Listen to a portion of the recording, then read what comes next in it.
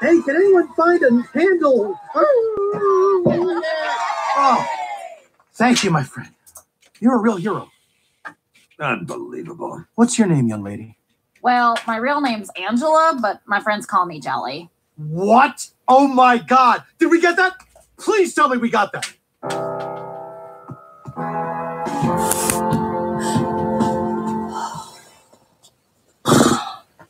You want a day-old hamburger bun? I'm all right. How'd it go down there? You know what the problem is with everybody? They all just want to hear what they already believe. No one ever wants to hear the truth. I want to hear the truth. I don't know if you want to tell it, though. What do you mean? Mr. Normal Childhood, Mr. Uneventful Father. Look, I can write you the standard empty-calorie celebrity tell-some if that's what you're looking for, but I thought you might want more than that. I do. Well, then you're going to have to open up and give me something real. What? You think I can't open up? Well, I don't know if you can or not. You certainly haven't. Okay. From now on, full truth. Warts and all. You're not going to make me look like an asshole, are you? I don't know. Are you an asshole? Okay, full truth. Here we go. You want to know about my parents? They drank. A lot. My father was a failed novelist. My mother was the heiress of the Sugarman Sugar Cubes fortune, and my dad resented her for it. He used to make me cry with him while listening to Cole Porter records. He made me build my own tree house, and then he tore it down while I was at summer camp because instead of hardy Christian nails, I used screws, which he called fancy Jew nails. Like I said, totally normal. Back in the 90s, I was in a very famous TV show.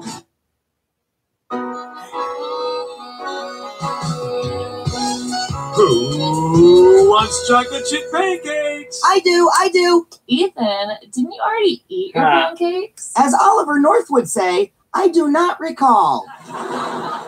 Hey, where's Sabrina? Not hiding under the table, that's for sure. Why don't you guys leave this one to me? Why aren't you dressed for school, Prickly Muffin? I'm scared. Olivia told me sometimes at school they have pop quizzes. I don't want to pop! That's too much, man!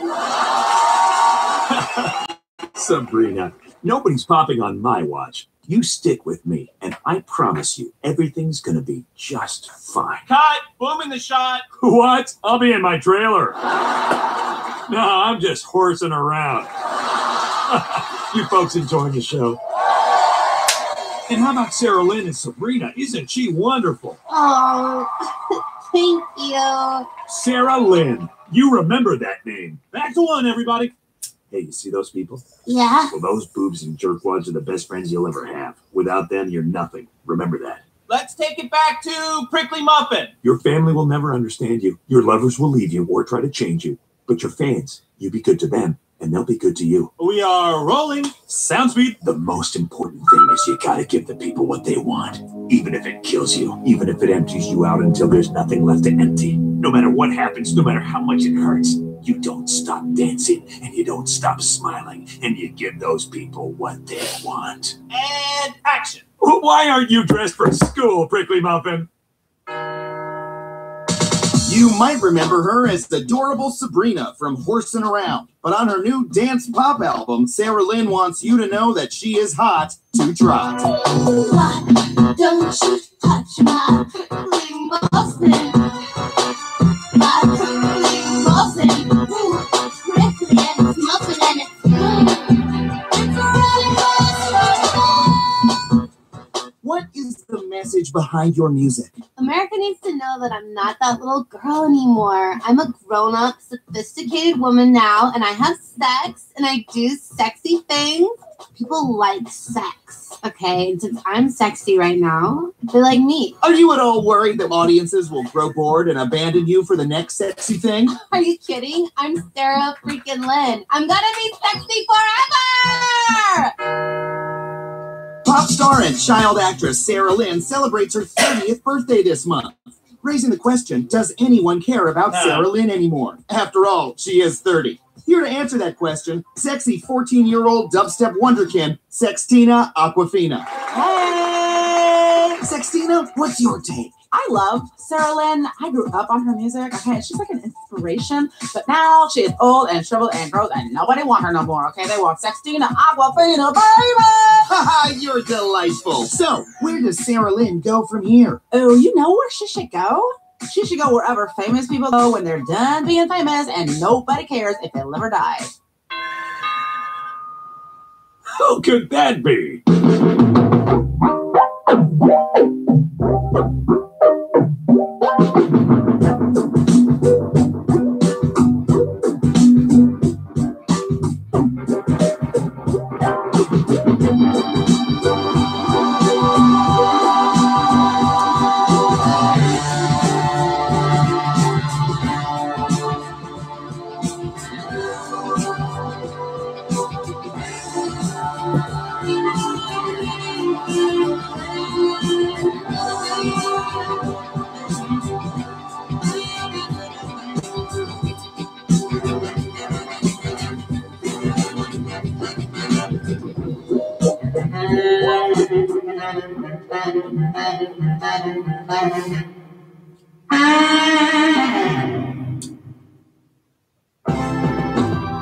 Who wants chocolate chip pancakes? I do! Why are you talking to me? I thought maybe if I said that, you'd make me chocolate chip pancakes. Oh, come on, buddy. It's a beautiful morning. The sun is shining. Birds are chirping. Hey, Bojack, any plans for the weekend? Still hate the troops, Bo? Why don't you refill your bird feeder, huh? Yeah, who's a bird got a blow to get some seed around here? Good one. Let's do something fun today. Like what? Like a cannonball! Like a buying you a new bed? Wow, everything in this store is made out of old train tracks and a reclaimed pier. Oh, great. For 10 grand, I can sleep like a hobo. Do we need letter openers made out of Confederate bayonets? It says they're stained with authentic Yankee blood. OMG. OMG! OMMFCSDVRQQPQFG! I know. Yeah, it's me. Straight off your TV screens and into your shitty lives. It's Sarah Lynn and Andrew Garfield! Huh? And what's your name, darling? I... I'll just make it out to Evelyn. Hi. Sarah Lynn? Hi. Bojack? Hey, Andrew, this is Bojack, my TV dad. Oh, hello. I'm Andrew Garfield. Andrew's my boyfriend. We're a celebrity power couple. It's no big deal. It's a really big deal.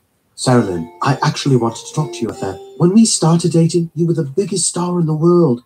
But your last few albums tanked. So now, I don't even know what you are anymore. Are you breaking up with me?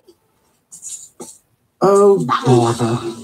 Are those candy pills? Because if so, that is a lot of sugar. Why are you doing this to me? Do you like seeing me suffer? Because you know I'll plead for you. Oh, dear. Darling, please. I wanted to do this in a public place so you wouldn't make a scene. You think I won't make a scene, you lively bastard? Then you really don't know me at all. Hey, everyone! Who wants to see me take a dump on that sofa?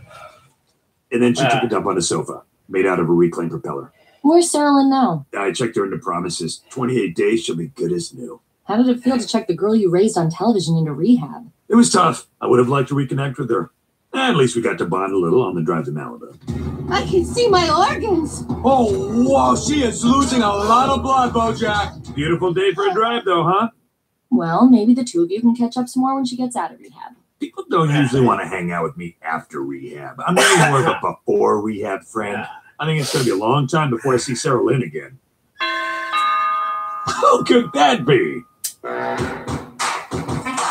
Look, Bojack, I appreciate what you're trying to do, but I don't need rehab. Look, good as new, huh? Oh, great. Well, that's a relief.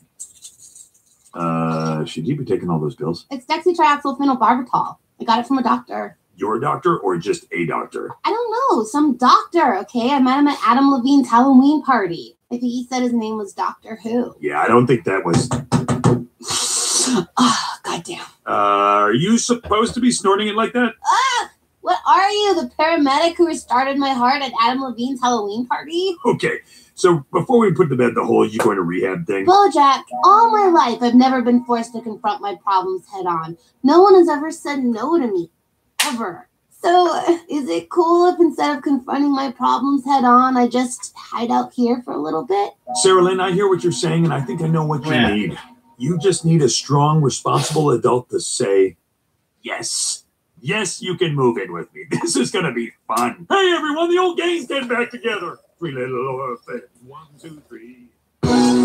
Who wants chocolate chip pancakes? I do. What's going on in here? Morning, Sleepy Poo. You want pancakes? Yeah, that sounds great. Ooh, tough break, champ. I just gave the last one to Sarah Lynn. Early bird gets the worm. More like early turd gets the sperm. What? Early turd gets the sperm? Nice one, Sarah Lynn. You should do a shouts and murmurs. Help yourself to some cold wheat bran, sport.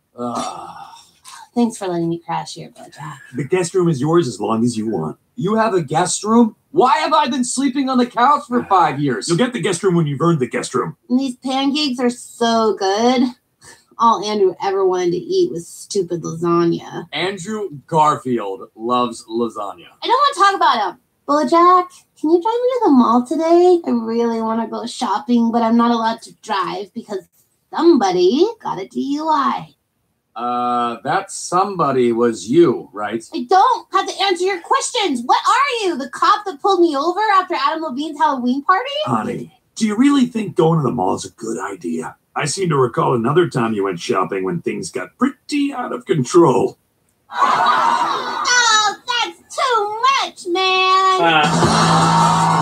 Really? Not the time when she gored herself with a bayonet and shat on a floor model. Hey, I'm not the crazy one. Andrew's the one who flies up the handle whenever his agent sets up an audition on a Monday. Andrew Garfield hates Mondays and loves lasagna. Said I don't want to talk about it. She said drop it, Todd. Whatever. I don't want to go to the stupid mall. I'll just tell my friends to come here. Muffin, I've got to work on my book today, and I can't have a bunch of folks over making a lot of noise. Oh, I see. I'm a burden to you. No, sweetheart. I'm no longer cute, so I have nothing to offer this world. Honey, of course your friends are always welcome here. Cool, bye. Can I invite a friend? No. You let that basket case into your house? That girl is a PR hurricane that you don't need right now. She has nowhere else to turn. She broke up with her boyfriend, she stabbed herself and closed the wound with duct tape. She fired her agent. Whoa. Back it up, horsey. Did you say Sarah Lynn doesn't have an agent? Laura, hold my calls. Cancel everything. Ahab's got a white whale to catch, baby. Hello? Still there?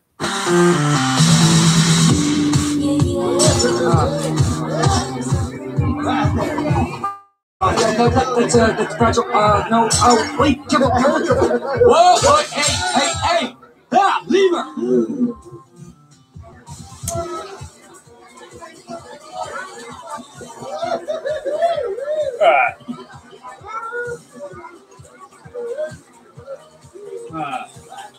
Great party, Sarah Lynn. Hi, what it is, banana bread? Not looking for a new agent right now. Whoa. Who says I'm looking for a new client? Slow your roll, Speed Racer. We're just two single ladies having a no-pressure rap sesh. I'm not one of those agents who can't turn it off. Your Ari Emanuels and Vanessa Geckos and what have you. Vanessa Gecko is actually Andrew's agent, and she's really great. Is she? I've heard that. I didn't realize you were so into house music. Look, I asked her to turn it down, but apparently this volume was prescribed by Dr. Who to treat something called uptight dickhead disease. What do you think about Sarah Lynn? Oh, I don't really think about her all that much. I mean, obviously, I'm a fan of her early work, which both satirized and celebrated youth culture's obsession with sex. But I do wonder, as a third-wave feminist, if it's even possible for women to reclaim their sexuality in this deeply entrenched patriarchal society. Or if claiming to do so is just a lie we tell ourselves so we can more comfortably cater to the male gaze. What? You know, on the other hand, I worry that conversations like this one often dismiss her as a mere puppet of the industry. That's my same worry. Incapable of engaging in these discussions herself. Obviously. And infantilization, which is itself a product of the deeply misogynistic society we live in. But like I said, I don't really think about her all that much. Okay, well, that is very interesting. But I was more asking, like, what do you think about her living here? Oh, right. Well, what was your relationship like with her when you were working on the show? It was very good, very professional. Yes! Where did you go to Yes! college? Everybody should come It's no down. problem. Honey, college is for ugly people who can't tap dance. I want to be an architect. Sweetheart, Mommy didn't do what Mommy did to that Star Search producer so that you could be an architect. All right, take it sleazy, everybody. Wait, Bojack. What are you doing this weekend? I don't know. I'll probably just go to the amusement park, maybe the circus, fly a kite on the beach, watch the sunset. Then I'll head back to my place to watch any number of Disney princess movies while eating ice cream straight from the tub. Whoa, that sounds like so much fun. Can I go? Yeah, like I want to spend my weekend hanging out with a little girl. Good one. You should write for the Shouts and Murmurs. See you Monday. So the makeup they were putting on you was not for the show. It was just for the weekend? What does that matter? I'm just trying to understand the story. Do you think it's possible that you inviting Sarah Lynn into your house now is your way of compensating for not No, really being Diane, I'm just helping out a friend. I'm not trying to play out some weird sick dad fantasy or resolve a deep guilt for past neglect or even try to retroactively fix my own childhood by recreating someone else's. And I'm especially not doing all those things at once. Okay. What happened? Did somebody hurt my precious baby? Sarah Lynn! Ah! What the? Oh, hey, Bojack. I told my friends they could tear this wall out to build a sweet cocaine booth / sex closet. Is that cool? No, that's not cool. Way to harsh the vibe, Kissinger. Oh, I'm sorry. I didn't realize. I thought this was a place where Sarah Lynn could finally be Sarah Lynn. But I guess that's too much, man. I always loved that catchphrase. Can your friends at least take the artwork off the wall first? Ooh, I want to say yes, but no. Okay, good talk. Wow, are you serious? The reason I have called this house meeting is Todd, how because many times have we been over this? You don't have the authority to call house meetings. Only I can call a house meeting. You can propose a house meeting. All right, fine. The reason I propose this house meeting. Your proposal has been submitted and is under board review. Proposal denied. Bojack, the Sarah Lynn thing is getting out of control, okay? She's taking advantage of you. What? No, she's not. We have a special relationship. You couldn't possibly understand. Oh my God, look at what she's done to your house. All right, look, I mean, I stepped on a needle earlier. I think I'm addicted to heroin now. So now that's probably going to be a whole thing. I have to say, I agree with Todd. You're not this girl's father. I will You're not turn doing this any down. favors by refusing to set boundaries. Look, I played a dad for 9 years on TV, so I think I know a little bit more about parenting than you two jokers. The kids on Horsing That's Around didn't amazing. need boundaries. All they needed was some good old-fashioned love. Bojack, this is not a TV. Nice. Stuff I've got to do. Hey. Good morning. How are you? Good, how are you? I'm good. I have front row seats for you. Oh, lovely. I'm gonna keep my computer open, so don't think I'm being weird. No, I'll think you're like everybody at open mic. When comics do open mics for comics, that's all they do. You're performing to an audience of this. Are you serious? Yeah, like when I go do open mics now for comedy, it's just always comics performing for other comics, and we're just sitting there thinking about what we're gonna do. So it's not like a supportive audience. They're nice about it. Oh, it's quiet now. I guess we Please sit. He stopped. Sit. Okay, You can great. sit next to your Alrighty. friend. Cool. Here we go. I'm just taking notes. I'm not taking notes to myself. That's a difference. There. Okay. That's my print drying rack up there. That is I am other use. I am Just turn live this off. streaming,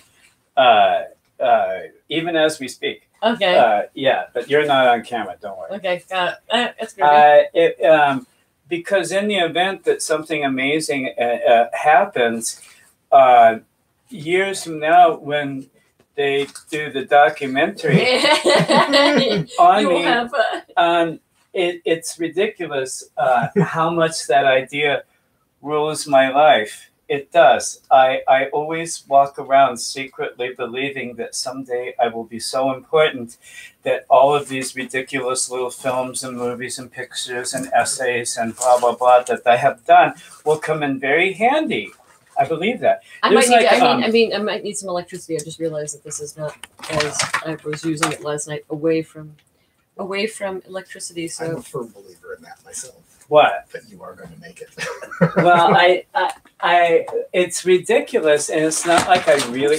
It actually goes there. Okay. That's why I put it there. Okay. It's ridiculous how much it's not like I walk around believing I'm self-important. I don't. But I secretly believe that this live stream someday will come in very handy for whoever the Barbara Walters of the day is. Okay, got it. And so it's important, just for the record, that I keep records. It's like this weird thing. All right. How much time do we have? Realistically. Realistically, I just have to be back at 2. So wherever we get how through. long does it take you to travel from here? Like 15 minutes from here. All It's right. not bad. Where do you live? Silver Lake. Oh, Silver Lake. Oh, cool. Oh, yeah. So it's 12:10 now. Okay.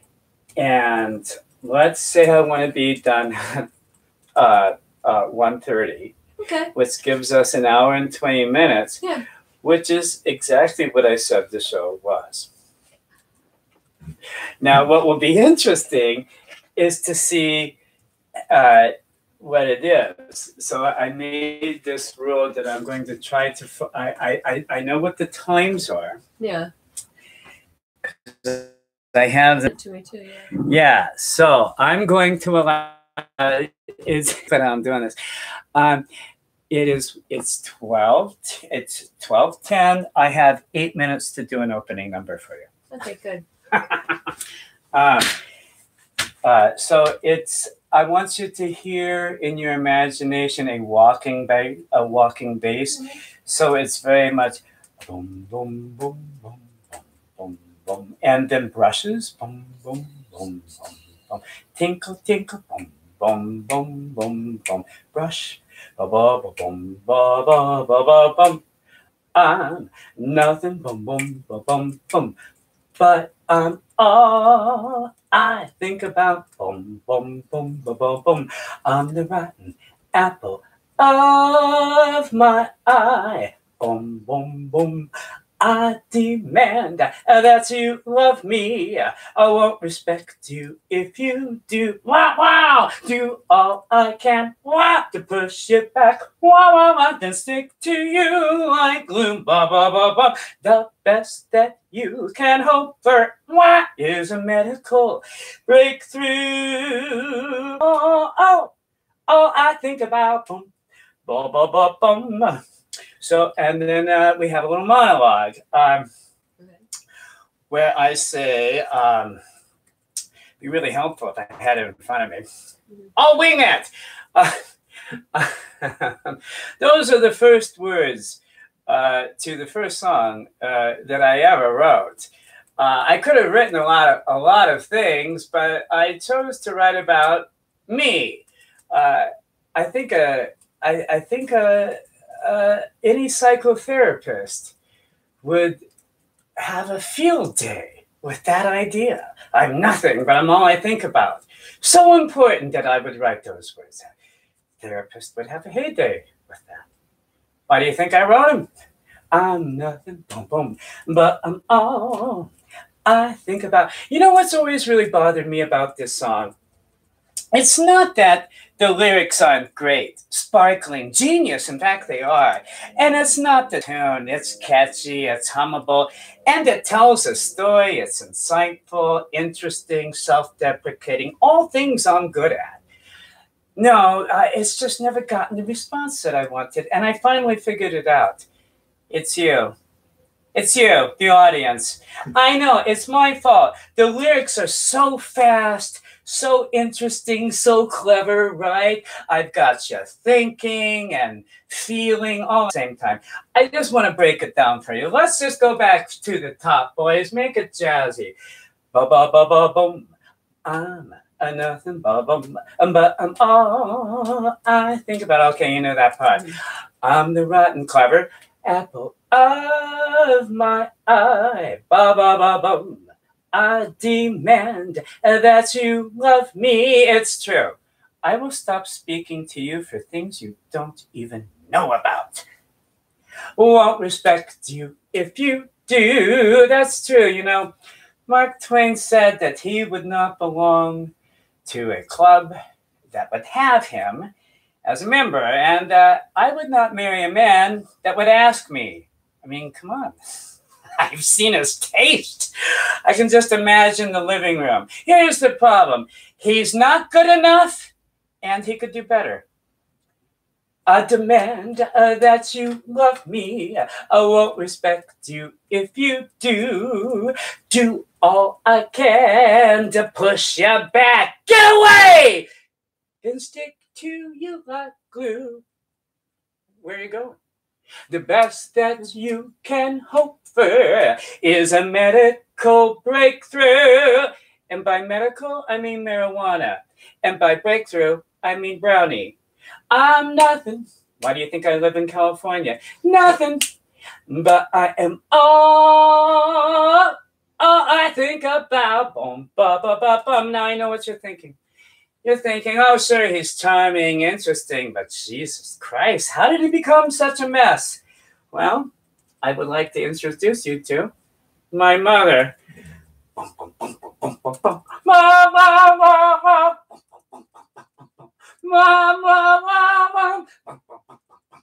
Mamina Farana. You're nothing but you're all you think about. Nothing.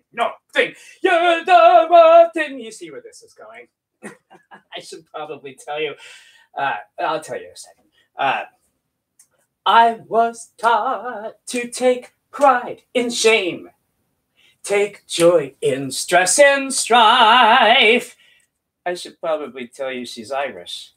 The secret key to happiness is suffer your whole life.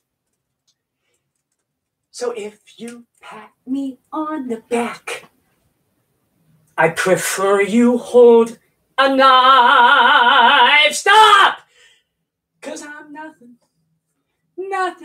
but I'm all I think about. Boom, ba, ba, ba, ba, ba, ba, boom. Bob, you know, here's the deal.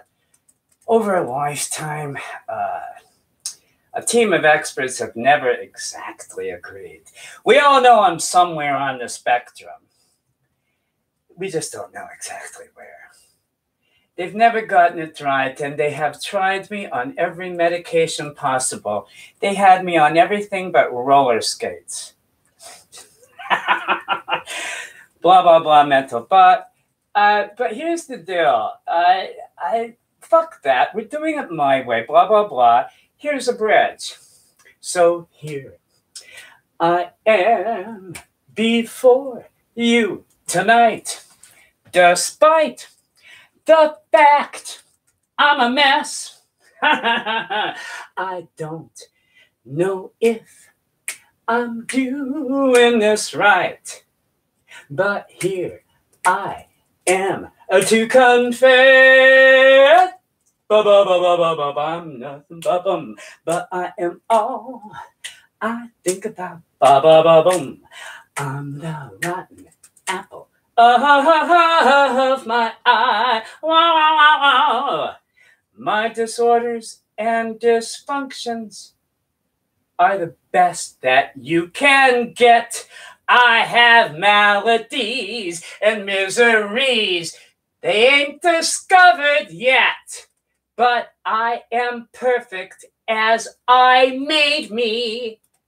So I'm learning not to fret. 'Cause I am nothing but I'm all I think about. Ba ba ba boom. I am nothing. Wow, wow, wow, wow. I am wow, wow, wow, wow. Bow. The end. How long was that? That was long. Well, no, that is 7 minutes, 8 minutes. Yeah. Wahaha. Yeah. Thank you. Applause, applause, applause, applause. What do I do now? Oh,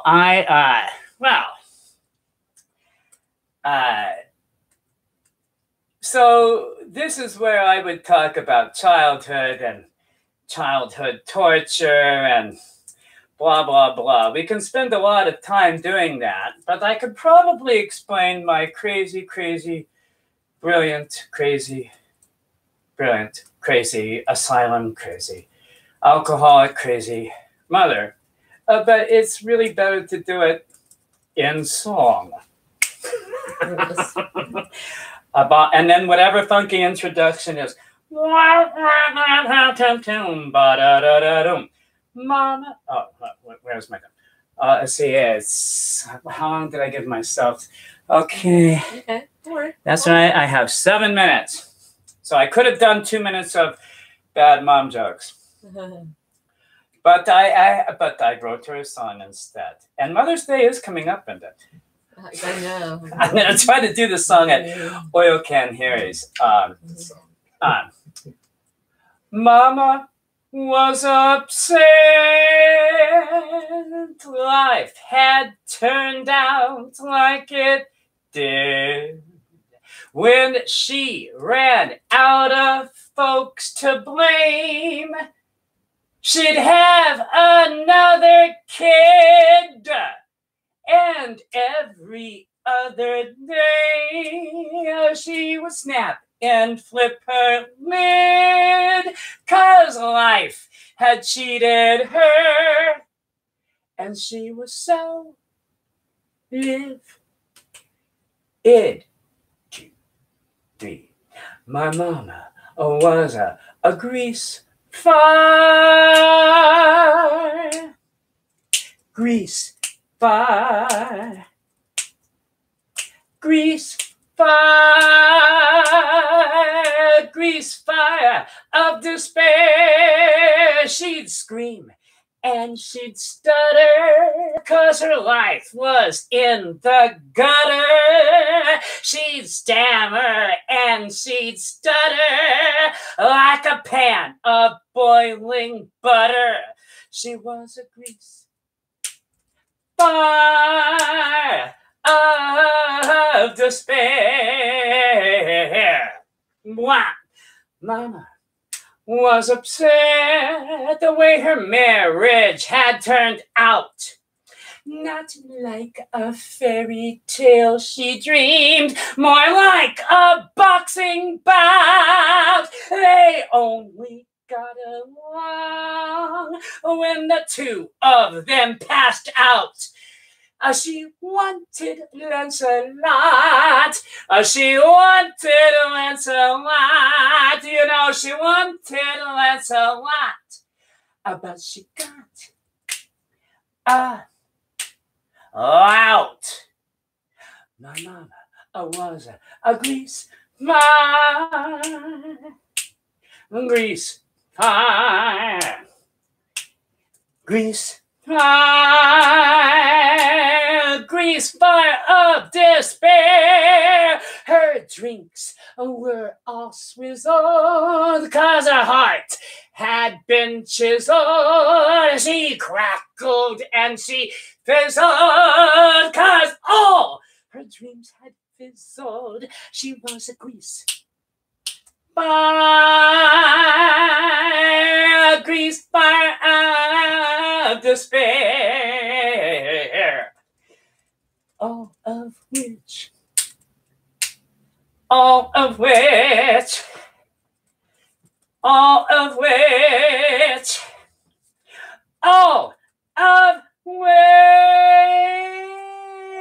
made her manic as well as depressed, suffering bouts of panic which couldn't be repressed. Paranoid delusions, extremely narcissistic. At the smallest provocation, she would go ballistic. Mama was a grease fire. of despair. She was sick. She was psychotic, and narcissistic, and narcotic, inconsistent, and chaotic. Consequently, I'm neurotic. She was a Grease. I agree. No. I will never, ever be like my mother. Put your hands. Bum. Grease fire of despair. Whatever the note. I started in the wrong key. Grease fire of despair. Oh, and the end of that song. How long did I give myself? Okay, that was 7 minutes. So let's see. So I think we're like good. All right. So no panic. What did I say? No, we're all good. All right. So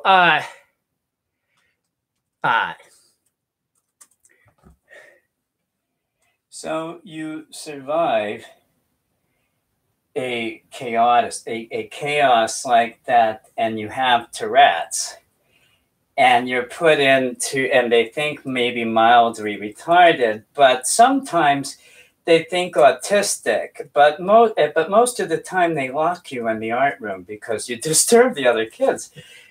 And so I created these ridiculous fantasy worlds that I lived in, and I was just left alone all the time. But then my mother did try to murder her children, and she did burn down the house. This is where that song comes from. And I fractured, and I might have been weird before, but I just started becoming different people. And they weren't fantasy worlds anymore. I was just characters living in my own reality. And sometimes they call it dissociative identity disorder, but it's more commonly called multiple personalities. It's where you take somebody really smart and creative and add enough tragedy, and I have a song about it because I want. It will explain it better than I could. Bum bum bum. It's very spare. The whole piano here. It's very spare. Bum bum bum bum bum bum. I was so many different people. It's hard to explain. But when you grow up in a house where everyone's insane, you adapt and you adjust. Don't complain or dare to trust. You become a man of 1,000 different faces.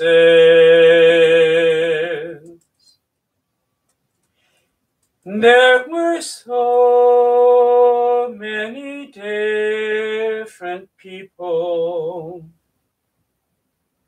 living in my head. But if I had been all alone, I would have wound up dead. So I'd hide behind a mask, and I'd rise up to the task.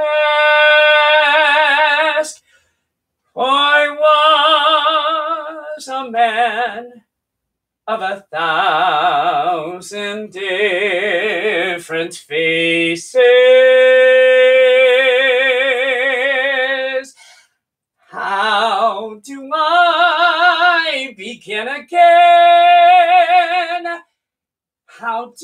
I start when I've been the entire cast? How do I play one part?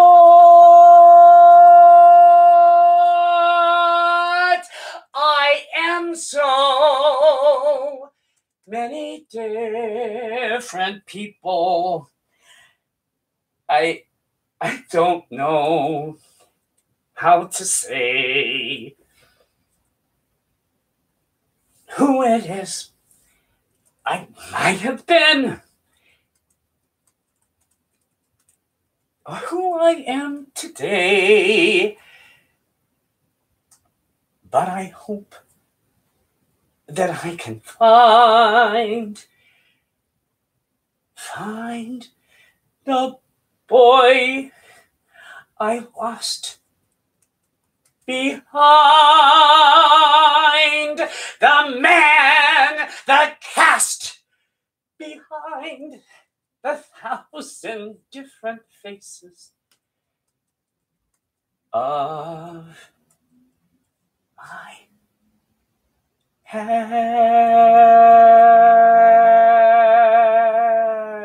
Blackout. Yeah, so there's that. So then I have a ridiculously long time. Ridiculously. Oh, is this the 20-minute one? Yeah, lots of which we're gonna skip. Okay. Good for you. Okay. Hi. Right? Yeah. So leave breathing room after that song. All right. So we survive this chaos, and it's ridiculous, and we're shifted from foster homes to orphanages and back and forth, and I'm just a weird kid until I sing, and we overcome all of that somehow, and we get to New York, right? And we're there, and we've survived all that, yay! And we're there, and so first things first, have a breakdown, which I did. But I went somewhere nice. I went to the Berkshires, and I worked at this crazy school called the DeSisto School, where they had this ridiculous program where they had all of these amazing cabaret singers come up from New York, including Andrea Montevecchi and Julie Gold and Nancy Lamotte. And it was this crazy school. But while I was up there, I wrote this crazy show, because I had nothing better to do. And it was the summer of OJ, and I didn't bring a TV, and I didn't want to know, and I was already having a breakdown. So why not write a show?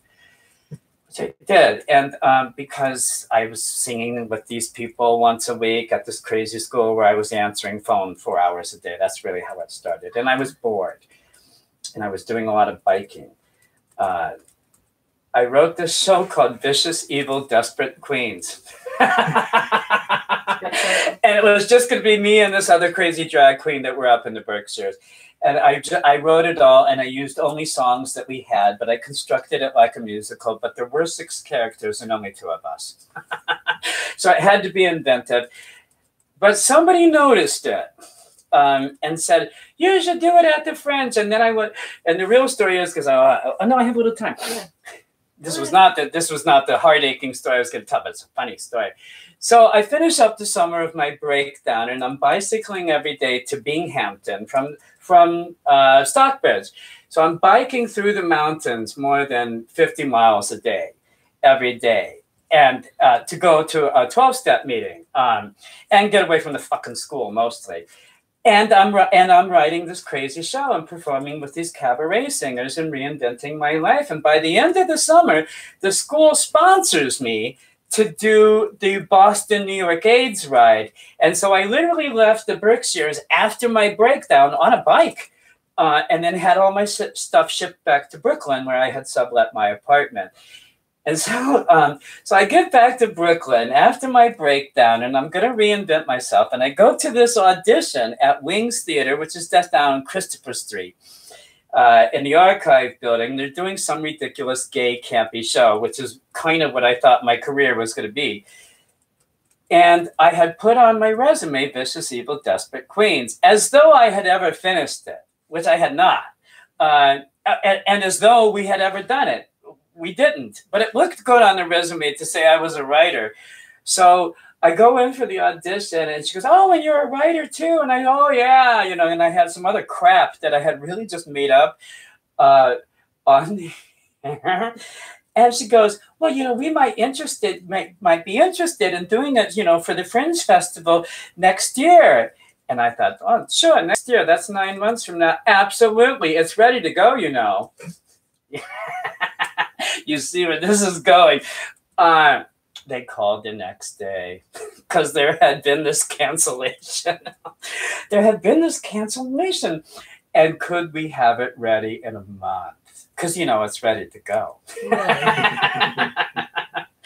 And now I was caught in a lie. And we did. I did do it. I got my crazy friend Bianca, who's transgender and a supermodel, actually. And I invited her over. And we fixed what was a 64-page script into like a 15-page and blah, blah, blah. And we made these, I have time and it's not pertinent to the show, but we made these great rules that I did want to tell you about when we sat down in that conversation, which was, if we don't laugh out loud, it doesn't go in the show. And it was a hard rule because there would be times I would laugh and there would be times she would, but if we didn't both laugh, it didn't go in the show. So we wrote this show, this crazy show. What I need to tell you is that I played both Nancy Kerrigan and Tanya and Jan Brady and who else? Oh, and Leona Helmsley. It was a crazy show. But somebody noticed it, and somebody said, "You should apply to the BMI program. You should." And somebody said, you know, and I said, "Why? I don't write songs." And they say, "No, but your stuff has like a rhythm to it, you know, like there's a pattern." And for me, it was just, you know, draggy bitchy speak that you learn in piano bars. Oh, and she did. It was all about who could one up who, and I had a mouth. And I was a comic, and I designed costumes, and I was writing funny shows, but I'm not a songwriter. But why not? So I did. I applied to and this part is relevant. I applied to the BMI program. I wrote some stupid songs. One that I opened the show with. That was the first song I ever wrote, I told you. And it still works. It still works! So I applied to the program. I did not get in. I placed 12th, and they only take 10. But I think Skip Kinnon liked me because when I went for it, because I had been to a lot of auditions, I was a chorus boy, and if you don't get the part one way, you get it over. And I know I wore these skin tight white ring with my cock ring, because you never know. And there was a lyric in my song that I did audition was, "Use your assets while you got 'em and let your inhibitions drop. If you start out as a bottom, you could wind up on the top." I think that's why he let me audit. I'm not sure. But I did. And I audited. I did every single assignment. I showed up week after week. I wrote theater reviews. I had parties at my house. They were going to know who I was, even if I wasn't allowed to participate. And by the next year, having done nothing but these assignments over and over and over again in my head and not being allowed to participate, the next year I got in. I did.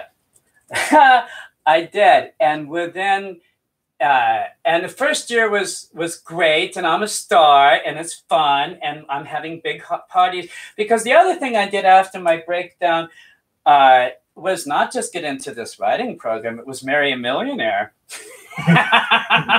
It was, who was a complete nerd, and no one had ever loved me, ever. And I didn't have a family, and I wasn't allowed to go to high school with other people. And but I had met this guy because I'm a massage therapist, and he's a client, and blah, blah, blah. And there was this house that we lived in the village. townhouse with a with a private garden that he ignored, and the house on Fire Island. He had 2 houses on Fire Island. One he just rented out, but the nice one we went to. And then that's when it all happened.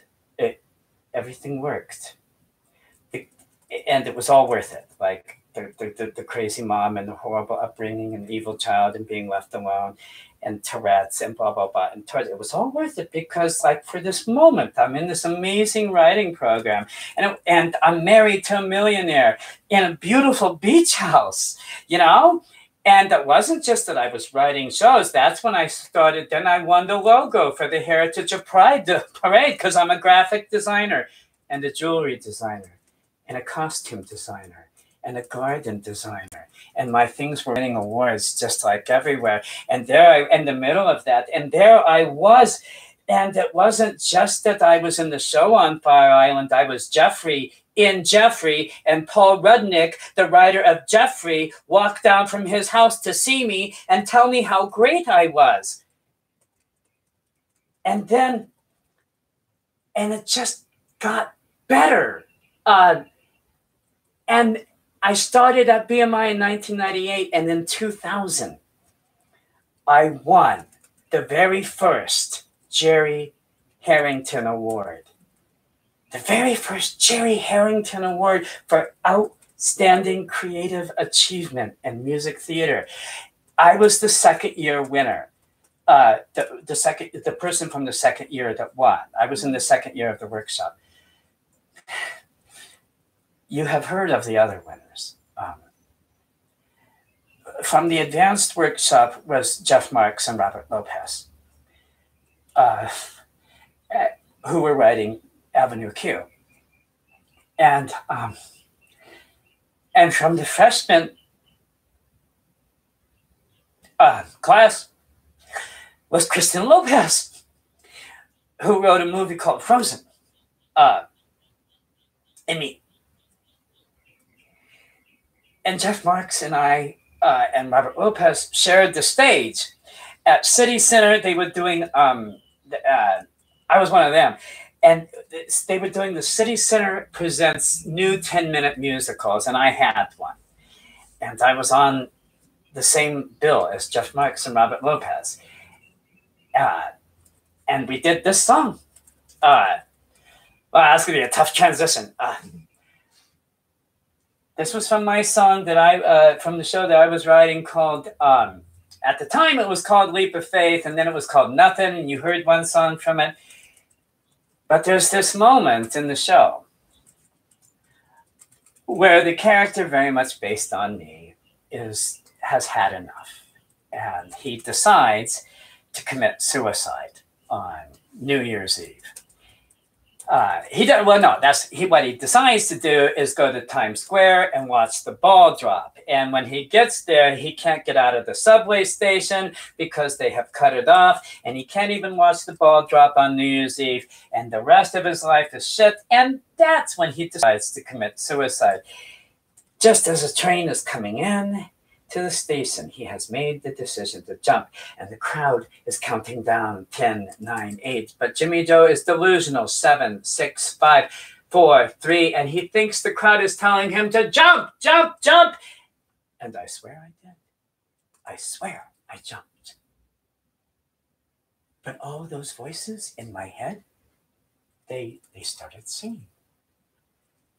And as the lights come up, the homeless people who have been around him on the subway station have been transformed into a gospel choir. And we hear this song. If you're gonna leap, take a leap of faith. Bum, bum, bum, bum, we're in church. If you're gonna leap, take a leap of faith. When the the situation's dire, find a power that is higher. If you're gonna leap, take a leap of faith. Bum, bum, bum, bum, bum, bum, bum, bum, bum. If you're gonna jump, wanna jump for joy. If you're gonna jump, wanna jump for joy. You're stuck in muck and mire, tell you heed your heart's desire. If you're gonna jump, why not jump for joy? It's possible to be someone you might come to admire.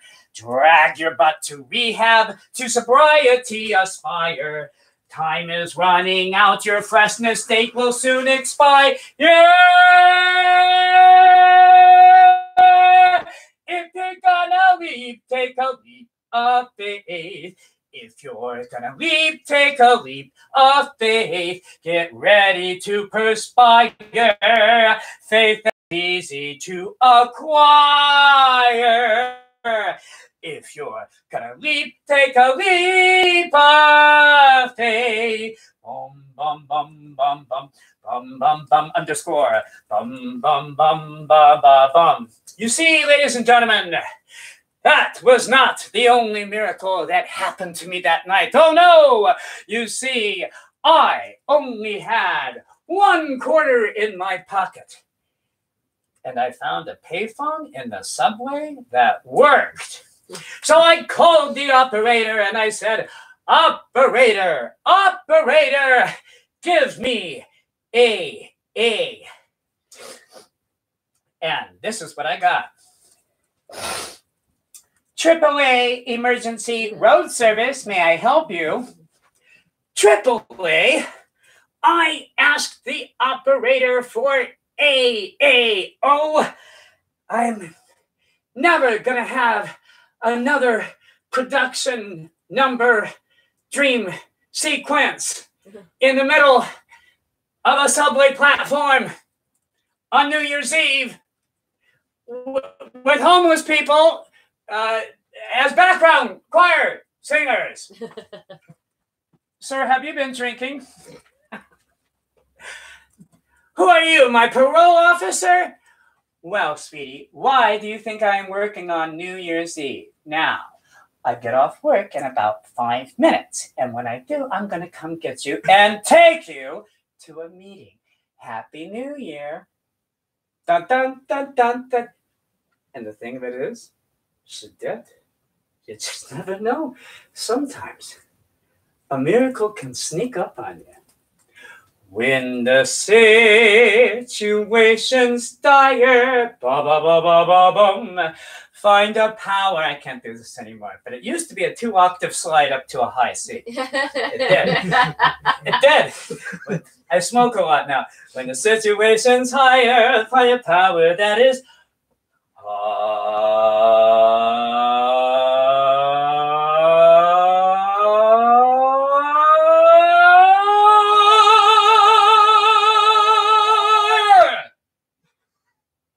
if you're gonna leap, take a leap of,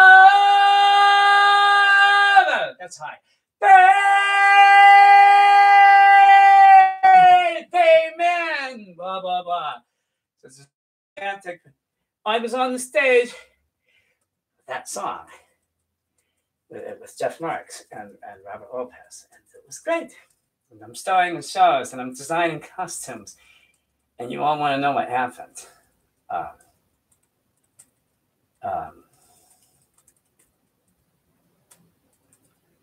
Sometimes people try to destroy you, and I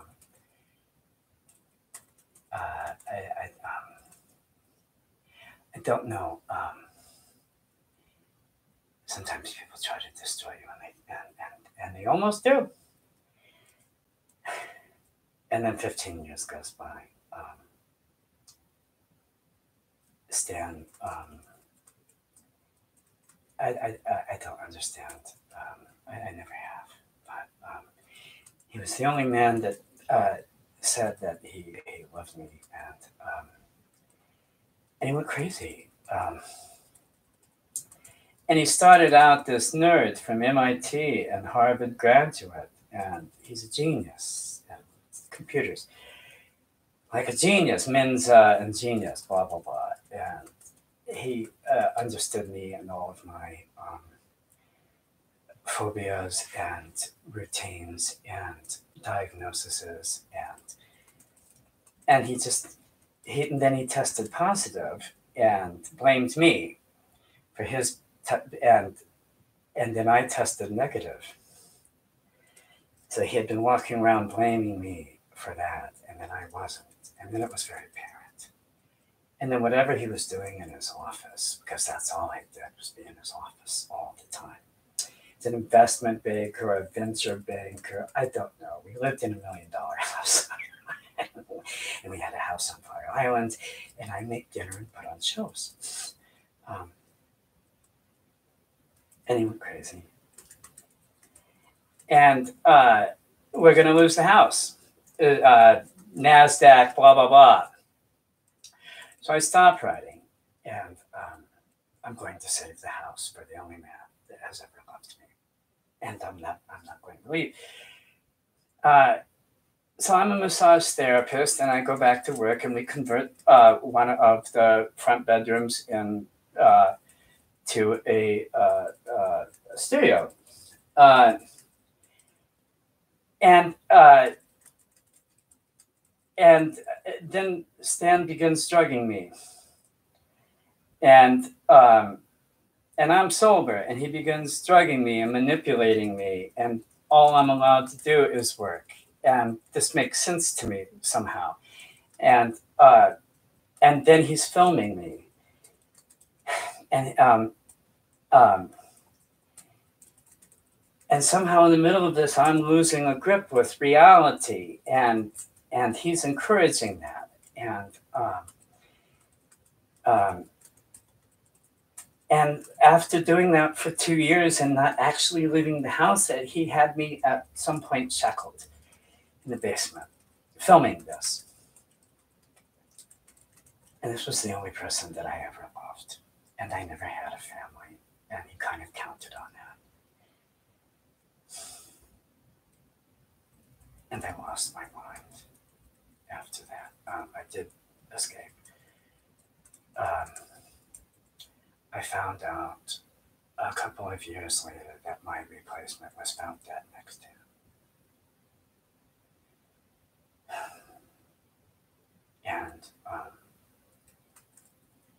And then you just wander around with a broken heart and a broken mind, and you eventually, I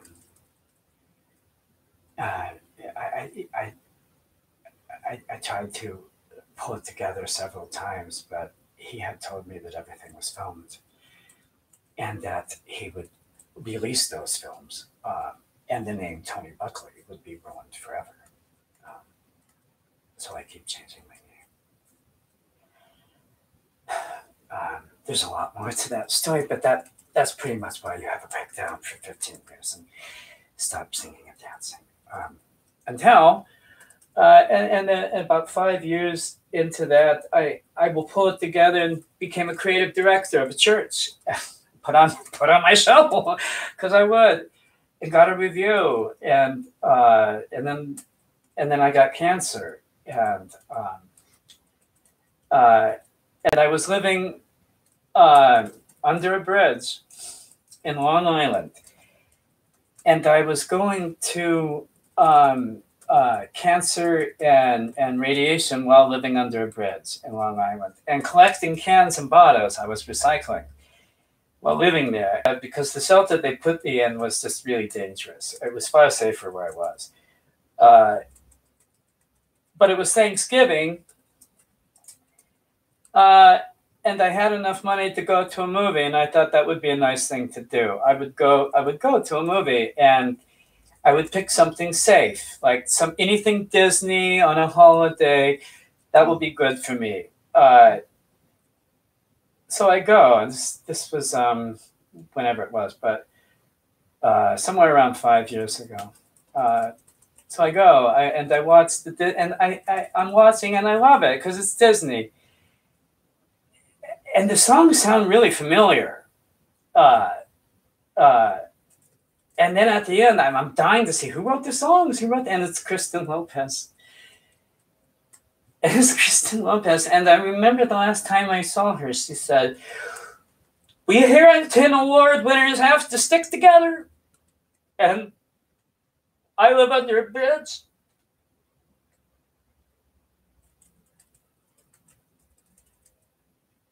And I live under a bridge.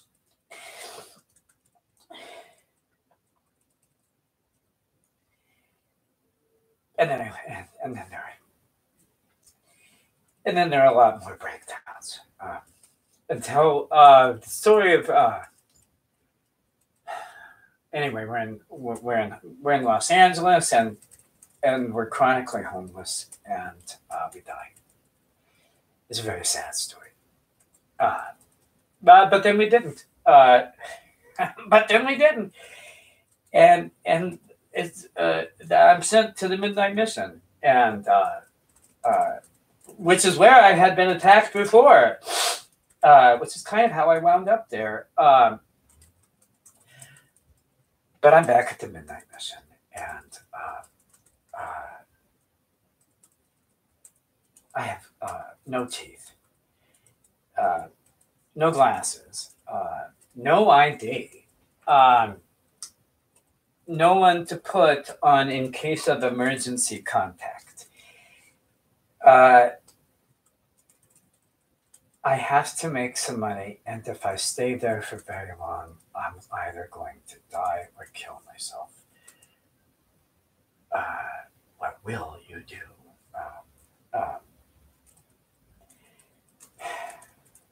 What will you do? Wow.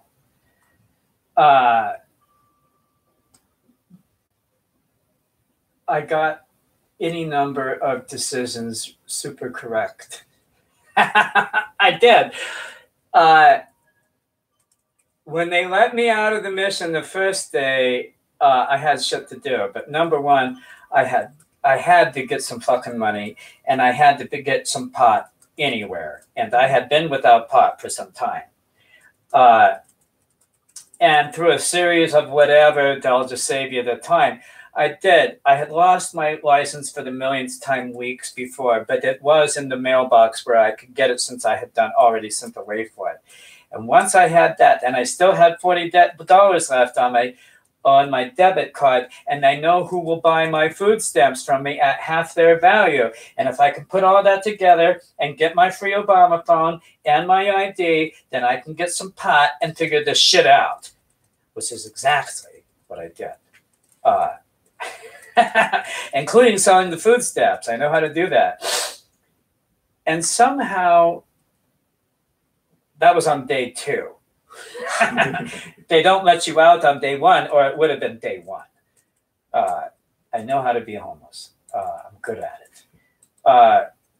And I know how to make money. I am the world's most ridiculously talented massage therapist. Oddly, I was locked in a basement for a long time doing that. I know how to do it. And I know how to become different people all the time. And all I have to do is, and I had a website and a phone and pot. And by the end of the week, by day 4, I had a client who was also a massage therapist, but he didn't tell me. And he said, "I don't know, I've never heard of you. I don't know where you come from, but you are amazing. And please come back tomorrow." And so within 5 days of being at the Midnight Mission, I now have an ID, a phone, a website, a client, and $200 in my pocket. I can figure this out. So I went to MacArthur Park and I ate an entire 500 milligram brownie. And I thought, okay, Trip, apparently you can't die. You're going to have to fucking live in this world.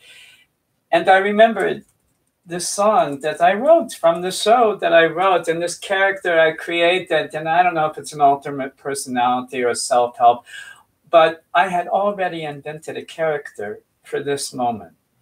I'll tell you her story later. But I had already solved this problem. It was a character I created named Janae C'est Quoi. I'll tell you in a minute. All right. Janae was a performance artist and a waitress, but she used a lot of drugs. And so toward the end of Disco, she couldn't tell where her performance art career ended and her waitressing began.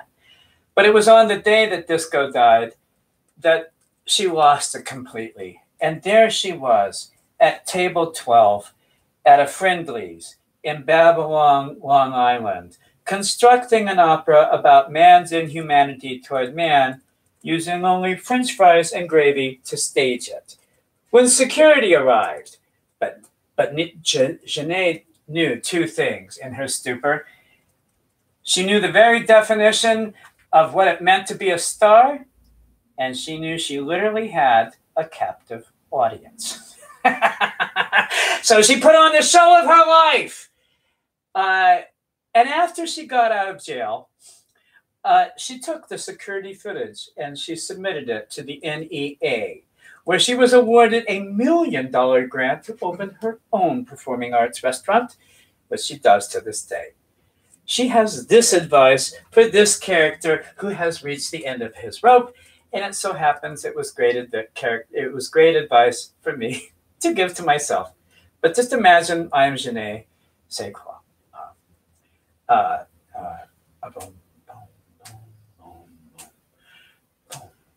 So many voices, that's too high. So many choices running round inside your head.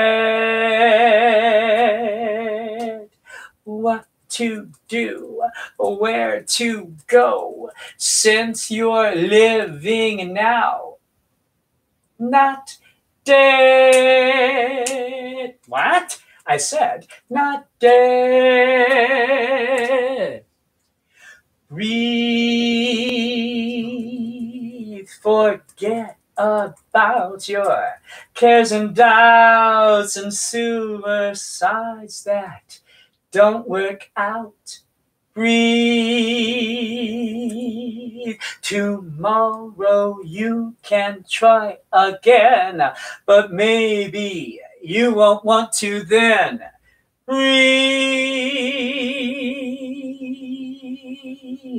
If you could learn how to relax, you might not yearn for subway tracks. Breathe. May I suggest that you inhale before you rest on that third rail. Breathe. Breathe. How do you start to clear the static? Start by sweeping out your attic. Breathe. When all you get is noisy snow, tune into a different show. Breathe. Breathe. As your perception starts to move, your reception will improve. Breathe. And whatever it is. Oh, and the last one. Breathe. You're floating in a first-class seat at more than 40,000 feet. Breathe. You're traveling at the speed of sound. Your earthly cares left on the ground. Breathe. You don't ask why. You simply sigh and watch the sky go streaming by. Breathe. And if you take a downward spin. Strap on a mask of oxygen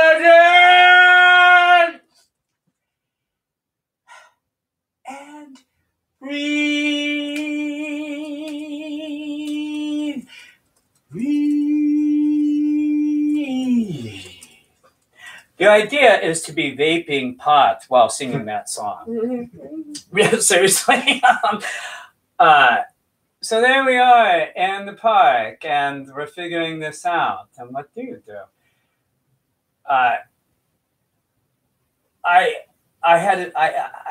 clearly need therapy, but I can't imagine anyone that I can tell this story to. That the state is going to provide me. And I don't know that there's necessarily a support group for exactly this, except that there is. But I didn't need a therapist because I had already invented one. I did. I invented Janae, who gave me very good advice. From the show, I had invented Shaniqua Levinowitz. The idea of when I was doing the show the first time is that I wanted 3 incredibly strong women. Janae, we're never quite sure what she is. She's transgender before transgender was transgender, but she's gender fluid. Certainly, we don't know it. But I needed Shaniqua, and I needed a really strong black woman. But I couldn't have her be just black. She had to be complicated, and that's why she was Shaniqua Levinowitz. And Shaniqua's story was that she was a drunk, and her mother had it with her. And her mother comes home one day to see Shaniqua passed out on the stoop. So she sends Shaniqua off to Israel to live with her father, where she is immediately inducted into the Israeli Air Force. But Shaniqua is from the Bronx, and she becomes the first African-American female fighter pilot from the Bronx. But after the Gulf War, the first one, the good one, thank you, she gets a doctorate in psychology, and she will later combine her Israeli medical license and her Israeli military training into what she likes to call whoop-ass counseling. And so every time that Jimmy Joe, that was me, tries to blame something on his mother, because I would, she says, "I'm your mama now. Drop and give me 20. And so in the end, Jimmy Joe or me never actually really gets any therapy, but he gets in really great shape. But I still believe, but this song more than that was an opportunity for me to take on everything that I hate about therapy. And what I would say to me, this is really just me talking to me about therapy. And it goes, and it goes like this. I think you've heard this. Don't even try it. We have all got painful issues. Don't even try it. I'm not a box of tissues. Thank you. I'm not here to dab a tear or wipe away your snot. We're going there. I don't care if you like it or not. Boom, boom, boom, boom, boom, boom, boom, boom, boom, boom. Don't even try it. Go somewhere else to wallow. 'Cause I don't buy it. Don't think I'm gonna swallow all the bull you wanna pull and serve like an hors d'oeuvre. Stop jerking and working. My last good nerve.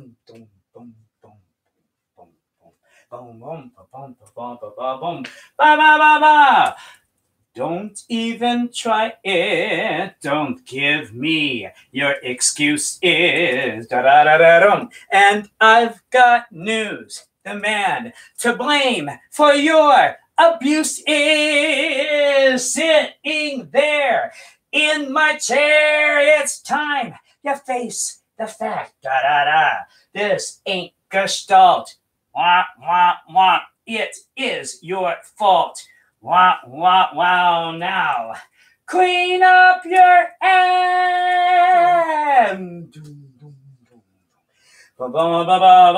How many clients do you think I have seen? They all start out just like you.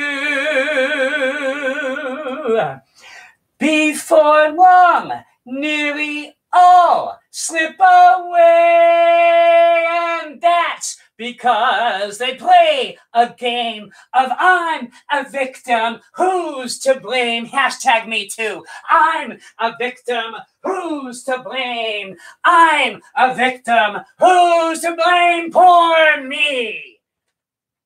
Pour me. Pour me a goddamn drink. Mm-hmm. Or boom, boom, boom, boom, boom, ba-da-da. Go find a guru to guide your inner journey. I'm here to keep you from gliding on a gurney. My way will keep you alive. You may won't. So you see, my dear, bum, bum, bum, it's very clear, bum, bum, bum. Either you want to survive,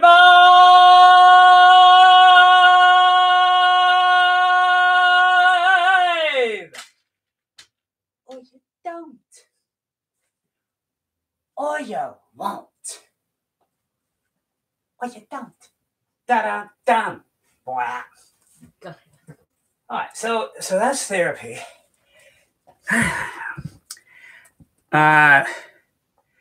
So we did breathe. Don't even try. Oh, yes. Get your shit together. Take a deep breath. Shut the fuck up, and go on with your life. So I go, and I put a note on the bulletin board at the Gay and Lesbian Center that says, seeking room for rent. I can pay $500. Non-smoker, complete lie.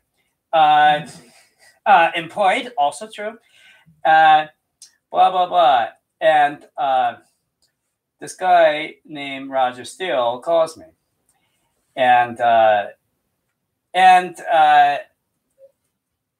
So I meet Roger for lunch.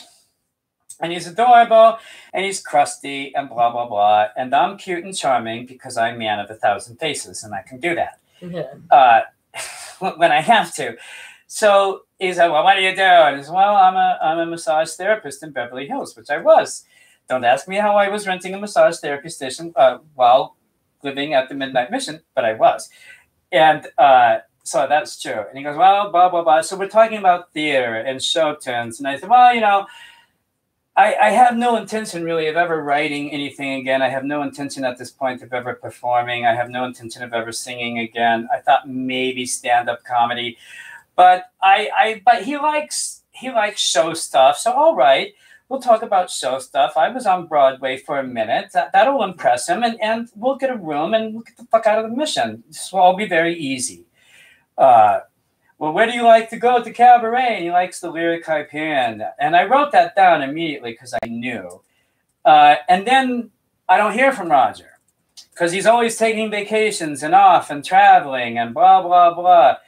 And I had the deal I had made with Don't Even Try It was that I can't go tell Roger, feel sorry for me. And so I never told Roger that I was homeless ever. I just told him that I lived downtown. And it was a rule, so I could not tell Roger. And yet at the same time, I really needed to move, and I couldn't pester him. So how was I going to stay in this guy's sightline and get a room without pushing him? So I would go to the Lyric Hyperion. And that is how it started. And then I have a song. One day I have... Oh, it's like a power ballad. One day I have One day, I never thought I'd wind up here. One day, one day, I guess by now, that's pretty clear. I can't go on, not like I have. What else is there to say? But I'm here, and I have.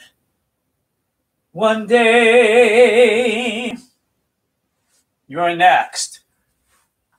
Hold on. If I hold on, take a breath and take it slow.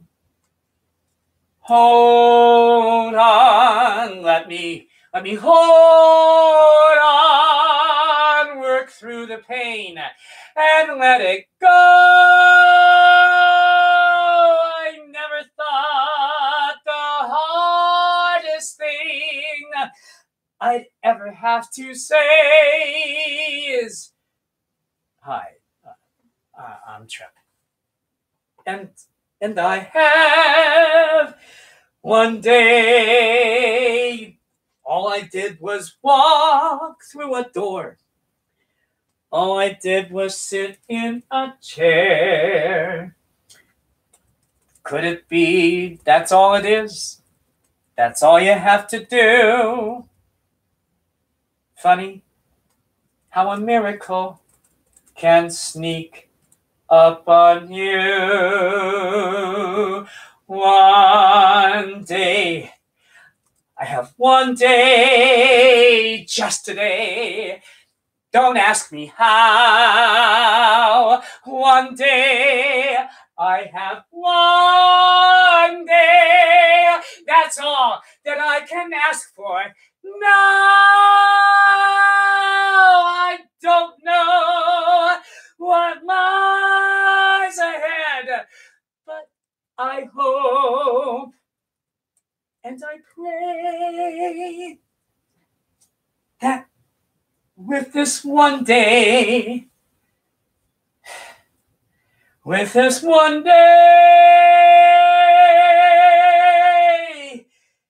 come tomorrow, I'll have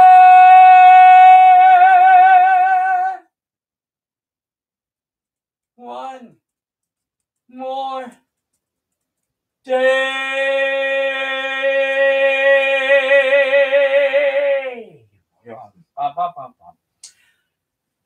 Okay, so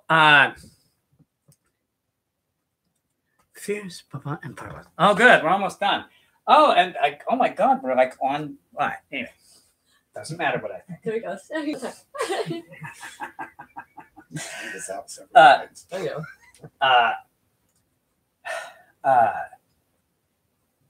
All right, Trip. Here we are, Trip. It took me. I started singing at the Lyric Hyperion sometime in May last year, in an effort to win the hearts and minds of Roger Steele so that I could move out of the mission. And I eventually showed up enough at the Lyric that he did sign the lease. It was like the world's longest audition. I have to tell you, it was the world's longest, but it all had to be very delicate. And there was a really painful month for me from when I started singing at the Lyric until I could eventually come out of the closet as the crazy homeless guy. Because I would go to the Lyric Hyperion and everybody would sing and they're all going out and having a life and going home and being happy. And I have to go back to the Midnight Mission and where wear my sunglasses and my earphones and don't talk to anybody. And so I could not tell them that, but it was very important that I go to the Lyric Hyperion, otherwise I would never move. But by the time Roger signed the lease, it was fun. And it was a way that Roger and I could talk, because really no one could talk to me at all. I just need to be left alone most of the time. But it seemed, but Roger doesn't understand about boundaries or locks on doors or the fact that someone lives in this room now. So none of that existed for Roger, but he would not come into my room when I was singing. And so I was singing out of self-defense a lot. And we could talk about that. We could talk, and I would see him at these places. But what occurred to me was my songs would not leave me alone at all. And I don't know what else I would be doing. I'm just waiting for disability, really. But I knew I wanted to do something with them. They won't stop bothering me, my songs. I knew I wanted to do a show of some kind, because people do here. And then the Hollywood Friends, and then that seemed like just enough time.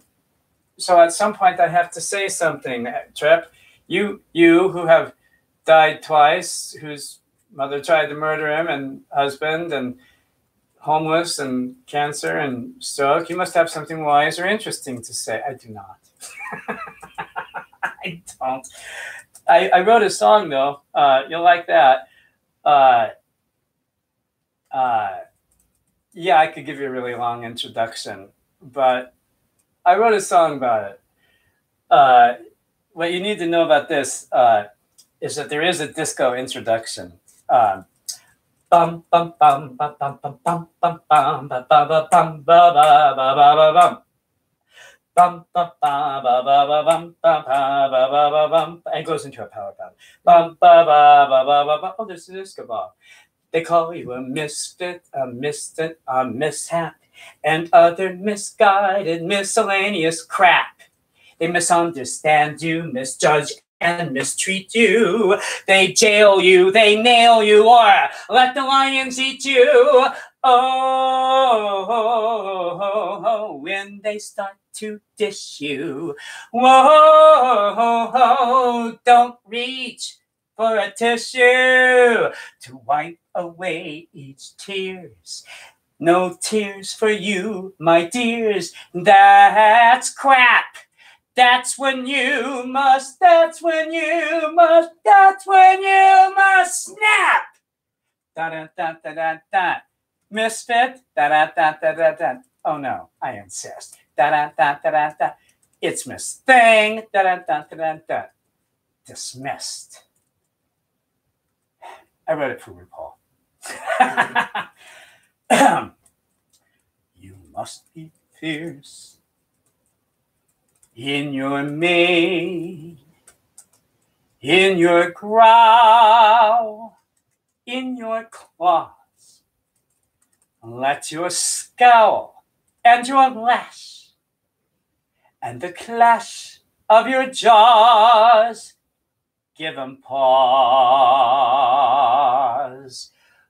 When they start to glare and guile, bare your fangs in a regal style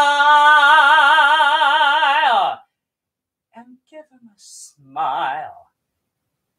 You must be fierce. You must be strong in your love, in your pride, in your song. With a voice dignified, open wide, sing out strong, you belong. Dig in your heels and stay your ground. Boldly roar, make a joyful sound. Till the hatred is drowned. You must be fierce. Let the life that you lead Ba-ba-bum-ba-bum-bum. Be the legacy you leave, giving those without hope a reason to believe, a dream to achieve. You must be fierce in your stance, in your stalk, in your stare. Let your roar fill the night, so your brothers will hear. Be a beacon of light, so your sisters won't fear. To be fierce, to be fierce, you must be fearless when life is unjust. You must be fierce, fierce. So bad. Bum, bum, bum. Bum, bum, bum, bum. Done. Yeah, it's a big song. All right. Okay. So Trip, what's your point? I don't have one. I don't. But I'm here. And I love this next song more than all of my other songs, and it needs to be heard. That's why we're here. Or something like that. It was the, I'll tell you a funny, I have just enough time to tell you a funny showbiz story. This was the first assignment you get at BMI. And it is to write a 32-bar song, and your assignment is that it is to be a sad hello or a happy goodbye. And I was paired up with Robert in Trilligator, and he was impossible to work with, and he gave me the music late, and he would not talk on the phone about it. And he went off, and before the assignment, he gives it to me the weekend before Monday when we're presenting it, and he's off to Maine to look at leaves. I'm going to go look at leaves. Really? I'm trying to have a fucking career. I was angry. So much so that by the time we actually did present the song, we were no longer speaking to each other. We were not. He kicked me out of his apartment. And so he just gave me 32 bars of music in 4-note phrases, and I was to come up with everything on my own, which I did. I thought to myself, well, who speaks in 4-note phrases? Children. Children speak. Well, why would a child be happy to say goodbye? Well, Trip. Why would a child be happy to say goodbye? I see where this is going. I should tell you that by the time Robert heard it, we were friends again. But the story goes like this. Wendy is 12 years old, and her mother is crazy. But she loves maps. She lives in Alphabet City, which is a housing project on the Lower East Side of Manhattan. And she's very smart, and it's up to her to take care of her younger brothers, which she does because her mother's a mess. Yeah. But Wendy loves maps, and particularly she loves the subway map. And she likes to look at it and think of all the places, that she's going to go someday.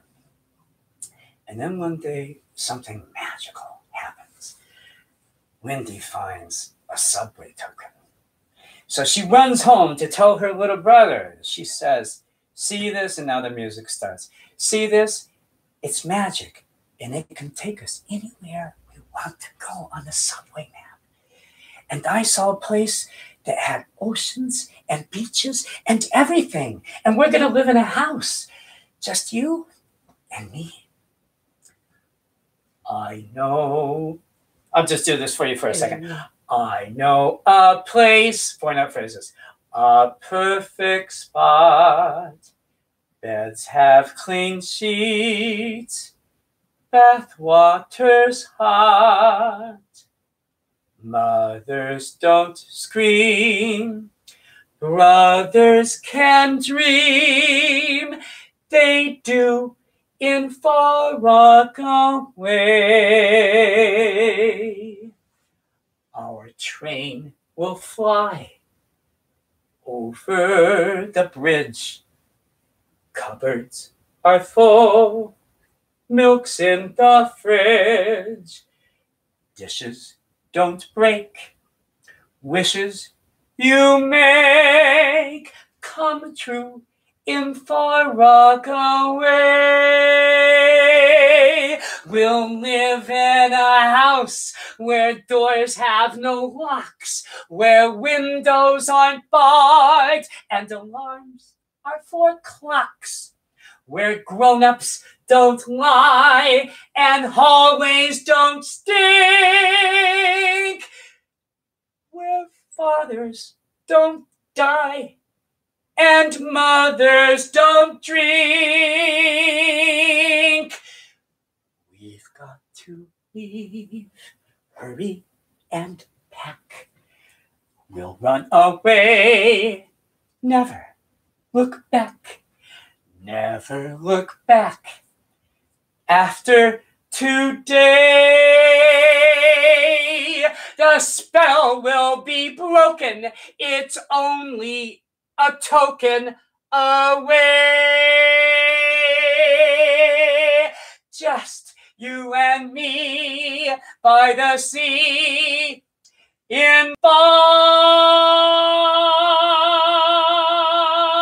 Rockaway.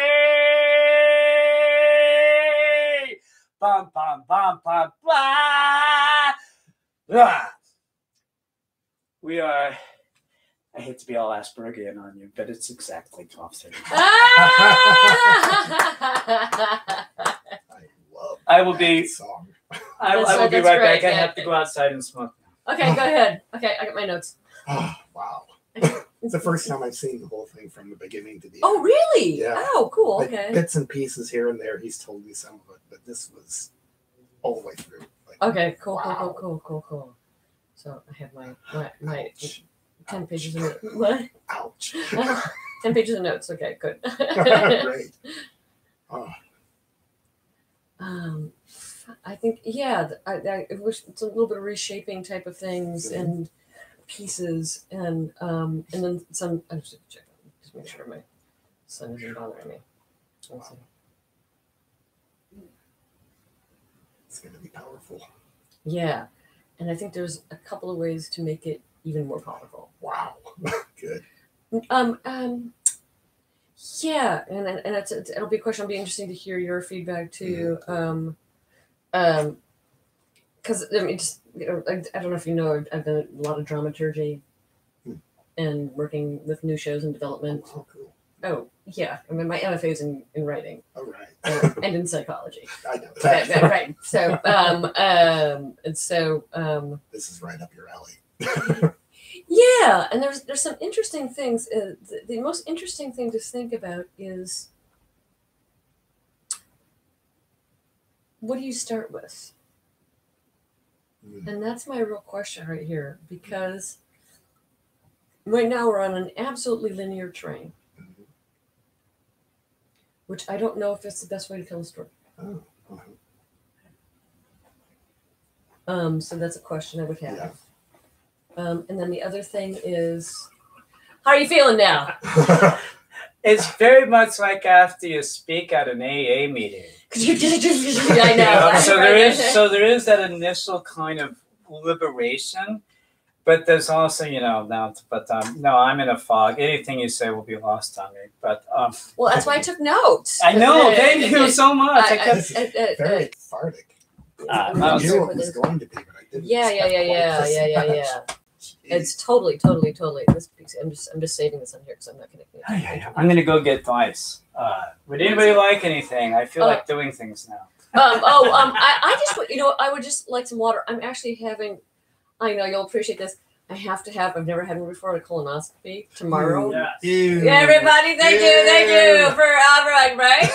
It's not that bad. It's just really. But today is my not eating anything and having to drink lots of fluids. Lots of fluids, yeah. Yeah, and Have you then have gotten it. to the fluid yet? No, I have to go and pick that up after here and then on the way. It's not fun, but it's not horrible. It's close to horrible, but it's not that bad. But you'll be really glad it's over. I was so tempted to just say, I'm not doing it. No, you better. It's a good idea. I know. I just I was like, I've had one, but that was like 20 years ago when I turned 50. Oh my God. Yeah. Okay. And then I haven't had any that's since wrong. because they found absolutely nothing wrong. I'm like perfectly. Yeah, I think clean inside. I'm pretty much kind of like a vegetarian almost. I'm pretty stupidly healthy. Yeah, which is I've had stool sample things annually since, but they've never asked me to come back in. I'm with Kaiser. They could do it. That's what I'm doing. Yeah, that's what I'm doing. It's Kaiser. They're wonderful. Yeah. That's so weird. I don't think I've never experienced health in their modality. I know. Which means we want to take care of you. It's like, what the fuck is that? Sorry, excuse my language. Yeah. We don't need your money. You've already paid. Yeah, you gotta watch your language around me, Brenda. Yeah, I know. I'll be nice. Oh, no, not so nice. I have this larger one. The worst is when somebody says, I'll pray for you. Oh, that's so angry. Don't worry, you won't hear that from me. That would be the Sorry. greatest thing. I'm praying for you. Yeah, it's like people say that. I've been using thoughts and prayers a lot lately, but not necessarily in a good way. Okay, right, yeah. So I'm gonna give a few things just to think about because I just if you notice I was just writing notes continuously. Yeah, that was fun. So that I understand. There's one thing I want to say really strongly that I think that you can take advantage of, and it's. I don't know what your acting or performing background training is. It sounds like there was quite a bit in there at some point or experience. Yeah. Okay. Go on. Yes. So you have this wonderful construct, and I'm saying I haven't heard all this. You've heard a lot of this, right? Of this, yeah. So I'm a first timer, which is I've kind of looked at your outline. In fact, I tried not to absorb too much because then I don't come to this moment with this place of going curiosity and going what's going on, because that's where I'm coming to this today. There's no judgment on this. It's just like I want to figure out what this is, right? And that's the main thing. So there's a couple of things that you have. Let me get down to my notes on the bottom there. I kind of outlined it and was getting my emotional or my questions as I was going. There's a couple of things that you have. I don't know if how you want to think about this. I'm going to actually open up another document and take my major notes because I have this what I have here. You would have no idea what I'm doing.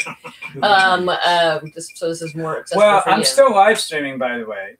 Oh, do you want to? Is that weird for you? Only if it's weird for you. No, I would rather have it because then I won't have to pay. I won't have to write it down. I can just look at what you said. Cool. Okay, that's good. Let me just go over to this page. That's what I'm going to do. And it means I have to be nice. I know. Hallelujah. So there's a couple of things that you have in here that I think can be heightened in the actual. Why does it keep doing that? I hate that. I don't want it to be big. I just want it to be small. Okay, good.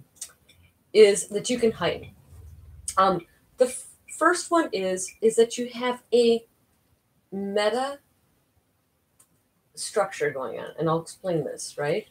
I don't know. Does that make any sense to you? More than one. Right, more than one. So you have a show about a show about a show, and you have a story about characters and about characters, right?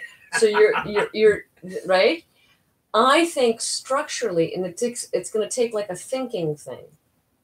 Is that I think you can use that to your advantage, because once I'm out here, like any audience member out here, I'm going. If I'm going meta, right? Meta, because you're doing about the about, right? Yeah. Instead of denying it, or just kind of letting it go by. Yeah. I'm always a fan of if there's something that is actually there, really use it. And so really using it is to have a little bit of, you can play with me, the audience, right? You know, there's even like, this is not what you're going to do, but if you say, I have a story about a story, which is about a story. Oh, no, but I would say that. Right.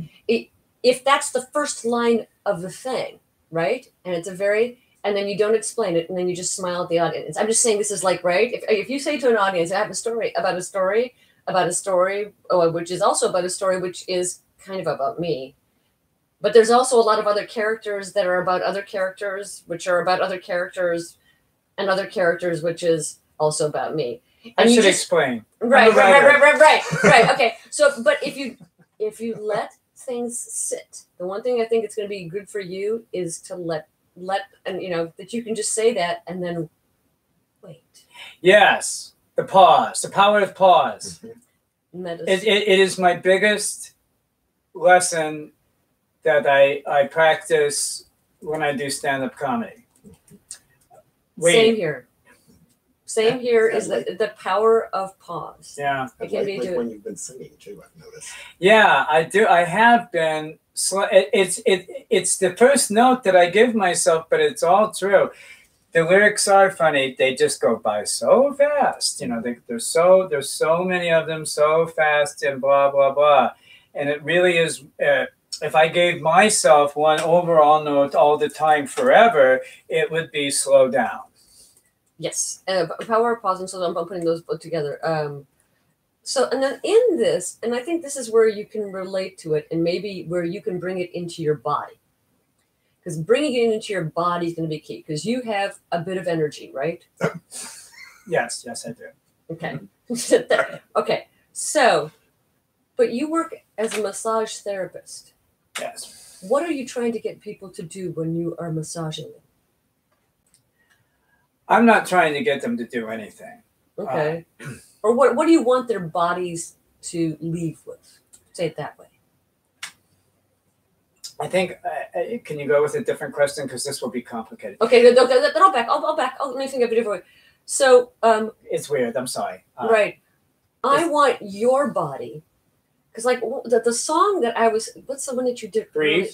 No, not about breathe. It was actually, it's actually a contrasting notion. Let me go back here. Second song you did was Grease Fire of Despair? Yeah, Mama was Grease Fire of Despair. Okay. And this would be like, trust me, right? If you did that as relaxed Frank Sinatra as you can. Yes. As relaxed, right? And take the pulse out of your body. Yeah. Let that, or even out of your feet. Just, it's a grease fire of despair. I get it. No, I totally get it. So what I meant about the massage stuff is usually when I go to have a massage, somebody wants me to leave behind my tension so that I can be more available. I understand. Yes. I see what you're saying. So, so that you can have it on some of the songs. You can have super energy, power, blah, blah, blah.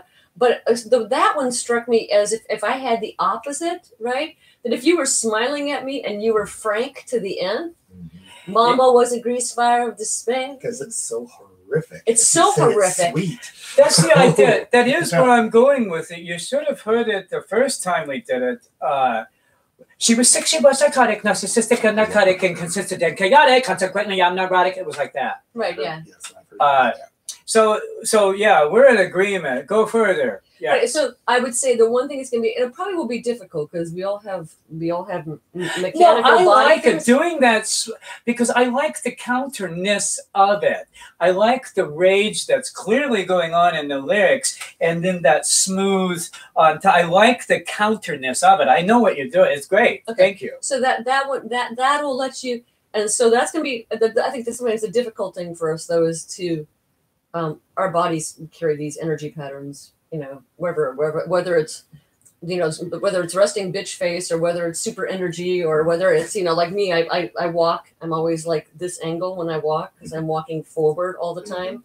So there's all kinds of things we have, our physical thing. So it's just going to be like going, oh, how do I leave this? How do I leave behind the tension in my hands or my feet or whatever it is? Yes. And just, you know, embody I don't know who your favorite relaxed singer is, because you can bring the super energy another time, in other places. I'm gonna go through some of these because I have to keep my mind on. And when I get back, I have no idea what time it is. I'm so confused. That's 2, right? Almost. You 2? have 15 minutes. Okay. Well, you really should be leaving right now. Let me get like 5 minutes here, because the one other thing is, and just I want you to leave and think about this, is you have songs that are in other personalities and there are other characters that you've written for. And in the old, and you can slap me if you want to right now, in the old theater adage, show don't tell. Right? I don't know if you've heard, has that one ever been slammed against you? It's been slammed against my head a million times. Yeah, a million times. It's the first law. It's the first law of music theater writing. Show don't tell. Bring that to here. You've set up this thing about multiple personalities. Yes. Early on, and I when you first brought it up, you say multiple personalities, but you didn't say who they were. No. And I don't. Even if you gave us 3 or 4 of them at that time, not a lot. Just say, sometimes I was, Barry, and sometimes I was Lisa, and sometimes, and with each one of those things, maybe you can say one phrase that character would do, so we get it. Because you can tell me multiple personalities, I can go, yes, I know that. I have a psychology background, blah blah blah blah blah, right? But if you say, the way I dealt with the world is I became different people. Leave the multiple personality label until the end, as opposed to it being forward. Does that make sense? It does, and no, yes, it's something I've thought about. Trust the audience. Yeah, because because when you say multiple personality, the first thing I think of is Sally Field. Right. That's the first thing I think, or whatever happened to whatever. And if you say dissociative identity disorder, that's just another acronym. Right.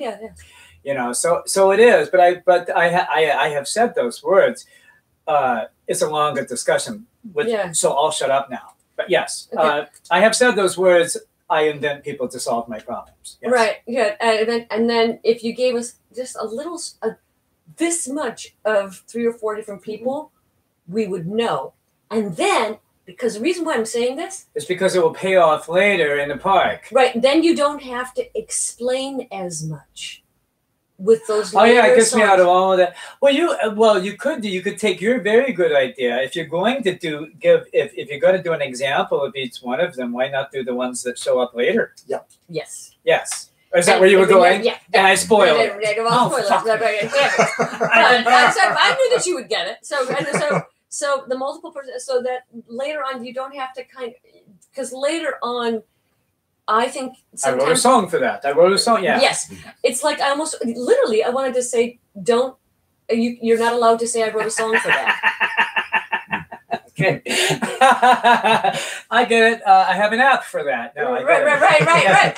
Because you have to, that's in the. Why else would you be here? Right. Yeah. It's a good thing I called it a musical. Unless you use that meta-ness as a sense of fun. Yes, unless I'm making fun of myself by being stupid about it. Yeah, right. I have a song. Right. Yeah, that so that you don't have to ever think of that as being. And later on, so we don't have to go through the journey of I came up with a character who read a song, blah blah blah, and it will trust us that you can jump to a song and explain later. Sometimes think about it that way, because if all of a sudden the lights go up and then you come back and sing one of the characters, and then you can say, "I bet you're wondering where that came." And then so that it's the inverse as opposed to that. Because if it's always set up this, that way, then you change the order, which is another good psychological thing for audience, because then we don't have the expectation in that certain way. So trust the audience, which is, I have to tell myself that's where that comes from. Trusting the audience. And the other one I would say is, and just think about this, because this is because you have all kinds of great pieces. And this is what often happens in one-person shows. You know, so I've worked on my own and I've worked on other people's. So just so you know, this is not this has been not just musicals, right? Okay. Yes. I'm ready. Take a deep breath. I know. There it comes. No, this is a good one. This is fun. Where do you start? With these? No. Oh. Where does the narrative start? Because let me say, I'll tell you why, right? If you start out with the sentence on May 7th, 2016 or 2017, I went to the Lyric Hyperion. Do you know about the Lyric Hyperion? It's in the Silver Lake, Los Feliz area, and on Friday afternoons, people get together there. You can make up what the details, right? To sing. It's a group of people who love music, and you know what? I love music, and I went there. And the first time I was there, I sang X song, whatever. I'm just giving an example, right? If you start there, and if you don't start with, I'm a huge problem, right? To myself. Because that's basically what you're saying, right? In the first song, right? Yes. Right? If you don't start there, if you start with something that lets me go curious, as opposed to I'm being told what to think, like it's one of those. I'm sure BMI. I'm sure you heard this, right? If you start with a setup, you know, that is that question, then I have room to engage and go like this. What? Because there's enough tragedy and stuff in here that I'm going to go through, right? And if you have the moment of, and I'm not saying that's the one you have to start with. You know, you could start with, in blank blank year, my husband went crazy and he locked me in the basement. It wasn't a very good year. I like the lyric though because it makes it symmetrical. Well, the only song that you didn't hear, was my "I Want to Be a Big Star" song, which is a possible starting place. I did. It was on the to be cut list if we were out of time. Right. I love that song too. It's a great song, but very. Every night after my shower, when everyone else went to bed, there I'd spend hour after hour with towel wrapped around my head. I'd make believe it was this fancy hairdo and lip sync with a bottle of shampoo. Right. This whole how I'm gonna be, and then I'm a big star, and there's a view from a penthouse apartment, and there's shoes bought on Rodeo Drive. They're waiting for me. You just wait and see, 'cause I'm staying there once I arrive. There's something kind of fun. It's not a super long version of that. It's like even if it's something. So thinking about where it starts, and also you can think about, and this happens. But you could do like a one. I'm saying, that's such a powerful, positive song. I love that song. So if you think about the order, because you could go, I mean, what are the possibilities are now back to the beginning. They could be now going back through time. You can go opposite order through time. Or you can go, you can do a jumping thing. Again, trust the audience. As long as you give them the markers and there's a way to do it. You know, because the questions, my last thing, trusting the audience or an order of show. That's my things, okay? Yes. Because you can keep all these things, right? And if there's just order things. The ones things I was trying to keep my power list down the bottom while I was going through was the meta thread. Choose the moment about the energy, about how much energy you put into something physically. Yeah. You know, if I was going to work with you, like as my singing coach side, I would say, I want you to sing every song for yourself, completely relaxed, without a foot tap, without anything. The only energy coming through your voice. All right, I will do that. That's a really great exercise for any of us to do. Right? I do it with my students all the time. Because if the greatest example for that for me ever is Ella Fitzgerald.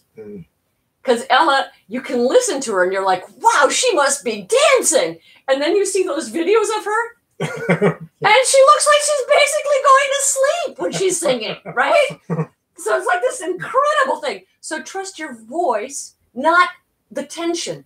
Trust your voice to just be there and see what the songs do when you do that. I'm not saying that's how you perform them, but this is an exercise. Yes, ma'am. Okay. Yeah, I know, Mom. It's like, No, I call everybody ma'am. right. And that's Don't good. call me ma'am. Let you can become, like I said, those personalities of the songs. If you set it up early, you can become them without having to tell us as much. You don't have to do so much telling. You can just let them be. And because then if you tell us early on, become different people, then we go, okay, he becomes different people. Okay, great. Yeah. It didn't occur to me. It's a larger discussion, so I don't want to say anything till you're done. Okay. No, but I will give you this stuff, and then you can think about it. I'm not always right. No, I don't know. At a certain point, you just don't know. So you have to go in front of people. And then the one thing that really stuck there's I was gonna say I would say never say I'm gonna tell you a story or I'm gonna sing you or I have this song. Take those words out. Yeah, I hate them too. That's fine. And you don't need them. You don't. I wrote this next song. No, I hate those words. Yeah, you don't need them. You are enough. Thank you. Seriously. No, I say that at the end of every session, not with you, but with that's how I end my sessions often. You are enough. Yes. So good. That's perfect. So let yourself have that. The other one was, there's one that stood out for me was, you say, I had a breakdown several times. And there's two things, two sides of this. Let me see, where did I put that other one? I'm just looking. Hold on a second. Oh, I know. There it is. The audience doesn't necessarily know what that means. At some point, you have to say what breakdown means. Yeah. I know. I'm sorry, but this is not long. I mean, you can do a free write and say what that means. Yeah, you can do it in 2 sentences. Right. You can do it in 2 sentences, but always for you to the audience, anytime something like breakdown is such a huge word. And to everybody's head, it means something different. So if I said, what does breakdown mean to you? And like with specifics, they can be funny specifics. They don't have to be tragedy. They can be like, for me, breakdown means that I crawl underneath the bridge or under my bed and I don't move for 3 days. And then after that, I drink as much as possible. It's like whatever it is, make it super. Like, remember, audiences are wonderful. They're wonderful, but they don't know the specifics. And any specific is an amazing thing. Yes, the universal specifics. Well, actually, the universal specifics are one that are not universal. Yes. Right. Yes, exactly. That's right. It's like when I have a breakdown, I cut my toenails so short they bleed. Is more powerful than saying when I have a breakdown, I hurt myself. So yes, no, I understand. So that's yes. It's when I have to leave the grocery store because the check yourself out aisle isn't available and I can't talk to another human being today. Right. Yes. So when you get to things like that, then we go. Fuck you, food. Right. Yes. Okay. There. So you got it. You know what I mean. And then the other one was in there was. The reason why I think the other song about being, I want to be a star might be a better place to start is that we all have our, I have a deep shit pile of issues I have to deal with right now. I don't know if anybody else, the things in life that are like not really easy, right? Me. No, I get it. Right. So, if you can turn the first 5 to 7 minutes into, it doesn't mean you have to be like, you know what I mean. If you can turn it into just give that hook of relatability. No, I think I can make a very persuasive argument that it's not like I didn't walk around with this short order a million times reconstructing. Oh, and I'm I sure. honestly don't know, but I could make a very, very persuasive argument that you can tell a showbiz story in an hour and 20 minutes, and you should start with "I'm going to be a star," and every night after my show, and blah blah blah. Yeah. The more recent thing where I didn't know when I started this idea exactly what story I wanted to tell because there are so many. I know. But it occurred to me recently, everybody was putting up their old headshots, you know, on Facebook. And I was thinking a lot about this show, and I don't have an old headshot. Well, I do. I have tons of them, but they are nowhere. They don't. They're in a dump somewhere. But so I was thinking about. Well, I got that award. You know, that Jerry Harrington award. I bet they'll have a picture of that. So I went, and I'm not in the picture. God damn it! But they did have a Jerry Harrington, and my name's there, Tony Buckley.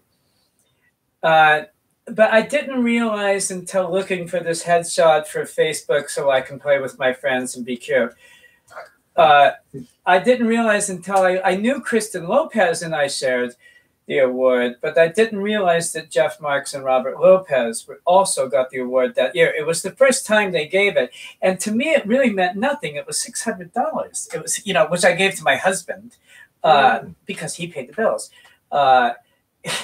And I don't need money, and who cares? And I was in Oklahoma with Bjork Lee and Mark York writing a musical, and I couldn't be there for the picture, so I didn't think about Jeff Marks or Robert Lopez. But I know that I could never watch the Tonys again because of them, and I can't, and I couldn't have the story, the crazy homo story that I couldn't tell because you can't tell all of them is. There was no avoiding Frozen after that. I thought about that when you said you were going to a movie at that one point. Yeah. My brain said you went to see Frozen. Yeah, I did. and it wasn't like Avenue Q where I just don't watch the Tonys. You know, you couldn't have. She was everywhere. She was on string beans at the 99-cent store. No. we were at 7-Eleven the other night, and he was buying something, and I was saying, there was Frozen, and I was saying, "Oh, please." So I didn't really. So I knew. So that's always bothered me seeing the movie. That's always bothered. But I didn't realize that it was also the same year that Jeff Marks and Robert Lopez won. And I'm the only one not there. And it's a really sad story, which is kind of why we should start the show with it. Right. And then the thing I feel really strongly about, though, is that, and I don't know if this sentence goes in the show or not. This gets into deep psychology shit for me. You can't avoid it, though. Right. Is that I don't think the show is not about show business. It's about resiliency. Mm-hmm. It's about transformation. It's about the chaos of existence. I mean, you can start it with a showbiz song. I'm not saying you don't have to. That's not what I'm saying. But it's like, you know, because if you are able to reconstruct yourself after all that shit, that actually can be inspiring for other people. And so it's about being brave. It's about overcoming. It's about, that's why I wanted to know what breakdown meant. I see. So yes, good. No, that's very good. So I'll send you those little pages, and it's like, this is like, you know, right now you have all the puzzle pieces. Yes. Right. It's my Rubik's Cube. Yeah. So right, and that's part of it is that it's, you know, part of it is what you said almost is that it's too many. But one of the things, like I was saying, this means nothing. There's a lot of people who have MFAs in writing, but I did my MFA in writing for performing arts. And the one thing that, you know, everybody pounds your head about in any of this stuff is if you find, and this goes back, you know, to the Greeks and Aristotle, which I sometimes have debates with about that form of storytelling that has been imposed upon us forever. But that's another debate. But the thing is, for something like this, a one-person show in a confined amount of time, I mean, whether it's 2 hours or whether it's an hour and 20 or whether it's 53 minutes, whatever, you need to decide for you the core. That maybe either, probably I would say the 3 words that in a weird way everything in the show relates to. The core essence, because then details can come from any direction, but the audience has this thing that they know, because you didn't know when you were 12, right? At 12, you just know chaos is around me, right? Yes. Right. But there's a point in your life, what I'm hearing from you and having been around you some and having listened, is that there's a point where you decided that there was this, no matter what happened, you would X. Or there was something that was inside of you that made, I don't know what happened in the 15 years, in that the dark years, right? But there's something that was about you that existed before those 15 years that allowed you in some way to come out on the other end of it. Yes, much to think about. And now he's going, why do I really want to talk to Brenda? It's the question that we all fear the most. What do I really want to say? You know, what do I really want to say? But if you find that a core thing, and here's what the fun thing is, it doesn't have to be the right one. It's just the one that you're doing for the Fringe in June 2018. Yes. Yes, I will be doing this same show for many, many years. So this is your opportunity. You can find that one thing. I'm just trying to make sure I didn't leave my phone anywhere around here. Because I always do that. I leave my phone places. I leave my phone in various places. I also owe you jams, and I'm going to offer you even more if you want. What? Fig jam. Oh my God! Fig jam, the tangerine I think you said you wanted. And I've also got papaya jam. Oh, too. papaya! It's like one, but that's something. Yeah, You're crazy, man. Homegrown. You are crazy. Papaya's here? Yeah, I got a papaya tree in the backyard. Okay, I just with papayas on it. Well, that's good, because if it had lemons on it, it'd be really interesting. That'd be weird. Okay, what did I just do with phone? Oh, my illusion, God. Okay, I know I had it here because I checked. Probably won't work because I never have it on. Oh shit. I never have my phone on. Leave it upstairs or in the car? No, I texted my son when I was down. You were typing on it. Yeah, I typed it for 1 second. I just Yeah. when I sat down. It's not in there. Sometimes I put it in here and then I don't realize I put it in here, but just supposed to be just for my computer. But sometimes I won't do that. Oh, my little friend. How do you hide it so well? There it is. Okay. You got it? Okay. I was going to look to see if you put it down by the guitar. No. There. That's cool. There's so many good things in here. So it's just great show. So this is just it's just like the shaping. It's just putting the puzzles. Mm-hmm. Oh, am I going up this way? Yes. Okay. We have so many good pieces, so many good stories, and I think you can just kind of go take this in a moment and go.